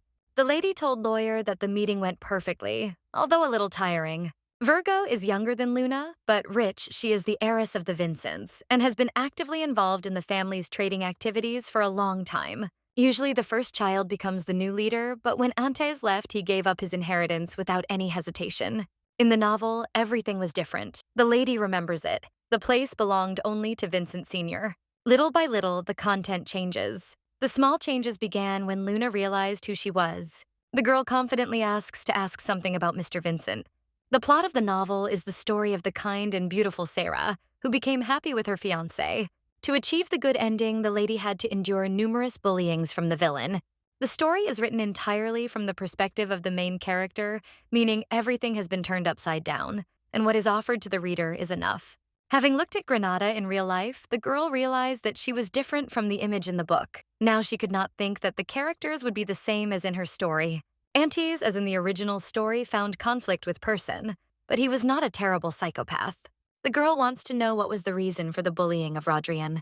The topic is not for outsiders, but the heroine thinks that something happened to the man. Lawyer replies that there was no reason, no matter what Person was, that was no reason to mock him. For Vincent, his acquaintance was simply a punching bag on which he let off steam. At that time, Trust almost died from exhaustion solving all the problems. Now Antes does not look like a villain. The man completely changed when he met Pales. It's hard to believe what he became because of the power of love. An hour later, the carriage arrived at the estate. They were delayed due to buying a gift, but it was worth it. Soon the father leaves to mine gold ore, and in the evening they have a farewell dinner. The lady comes in with a bouquet of flowers. The beauty hugged the man and sat down to tell him about the nice house she had her eye on. The place is famous for its roses. In the spring, you'll have to take a vacation to see the beauty. The Baron still cannot come to terms with the idea that he will have to leave. Not long ago, his daughter was little, and now she has grown up. The girl asks to take care of her health while she is away so that they can live together for a long time. Lawyer suggests raising a toast to raise the mood of those gathered, an excellent idea. The man thanks for the prepared dinner. Winter is approaching, but he hopes that there will always be only warmth in their hearts. The wine in the glasses turned out to be terrible. It is a product of Paley's, which they were unable to sell on the market. When it was time to leave, Luna gave Thane something that was to remain a secret from her father. Inside the bag are gold coins to buy everything they need.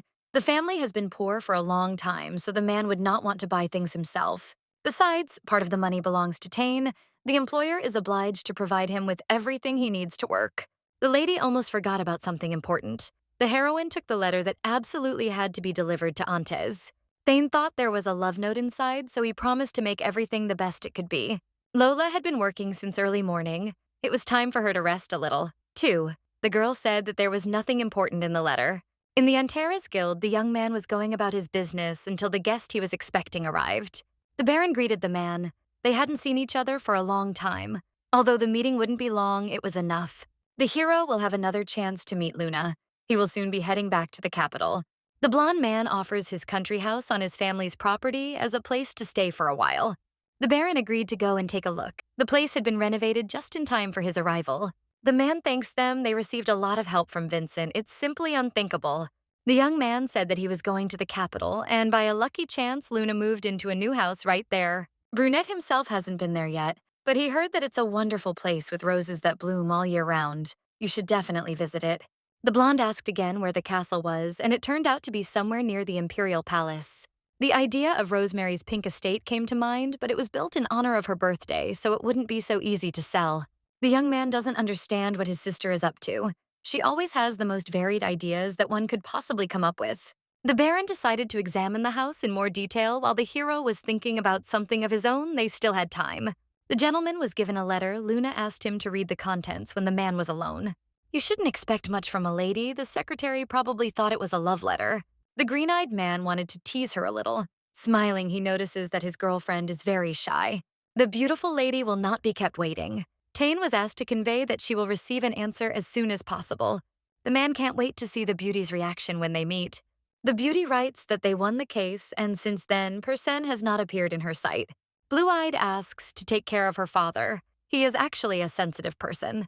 The girl said that he should be careful with him, otherwise she would find the dignity to take revenge without any jokes. When everything is over, the heroine wants to gradually get rid of the fake relationship. It's still too early, but you can hint at a breakup. In any case, Antes didn't take their union seriously, so the heroine thought that 2 words would be enough. As always, the lady cuts without a knife. The young man understands everything. She made a wise choice. Rosemary suggests to Luna that they throw a party, something that is only done to celebrate moving into a new house. The new beginning will have to be celebrated lavishly so that everyone will notice the Virgo understands that no one would come to her, so she is not sure. There are still bad rumors about the heroine, and she only has one friend. And that was Person. Blue-eyed apologizes. She didn't want a burden and understood the emotions only after looking at her friend's face. Vincent suggested inviting her friends whom she would tell about Luna. The lady thanks for their concern. She is happy. The brunette expected that Rosemary's acquaintances were not the kind of people who would fall under the influence of rumors. But in the morning, Flori and her friends were standing near the estate. The heroine couldn't help but react, but it was more negative than positive. It was time to settle into the house. Carlton, the head butler, met the arrivals near the estate. The servants promised to sincerely take care of their new mistress. The mistress introduced Emma Lola and the lawyer. The girls introduced themselves and said that they would certainly get along with the new staff. The butler offers to inspect the room to the mistress, but she refuses. She wants to choose quarters for her maids. Carlton leads the way down the hallway, explaining that all the servants live in a room at the end of the hallway on the first floor. Virgo doesn't want to ignore the rules of the house, but wants to provide them with rooms next to her chambers. Lola and Emma are precious members of the family. The young man understood and offered to follow him in the other direction. There was a strange atmosphere in the estate, for some reason a bad feeling. Before she had time to get used to her new surroundings, the heroine, following Rosemary's advice, began preparing for the party. The lady had been working hard for several days. Lola encouraged her, saying everything would be fine.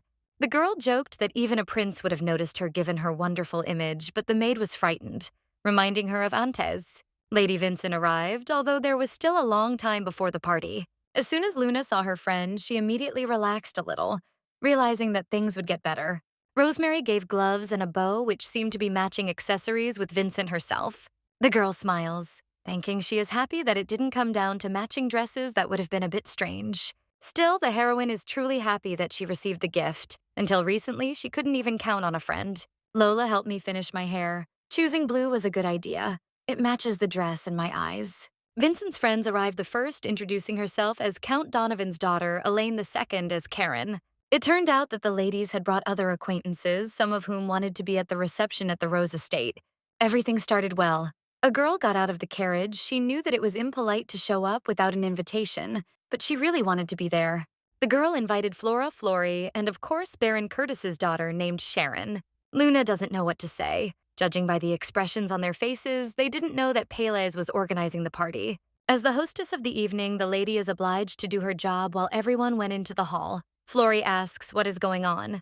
The beauty's friend throws away her hand because she no longer wants to listen to Luna's insults. The heroine asks everyone into the house. She has been preparing for this reception for a long time, and it's time to start with treats. Everyone sat down at the table where tea was already being served. Lola announced that a letter had arrived from the secretary. The woman would step away briefly to read it. Clutching her fan in her hands, the beauty decides to tell everyone that Pélez is deceiving everyone. One of the ladies does not understand whether the mistress is really such a terrible villain. Of course, no one could know. Flory remembers the day she was tormented in a boutique in the city. Curtis was there too. She should have agreed with her friend. Blue-eyed arrived back. She apologized for joking. It was noticeable that the atmosphere had changed. The moon was gone for only a few moments. Something happened. Flora fell silent. She decided to put gossip aside.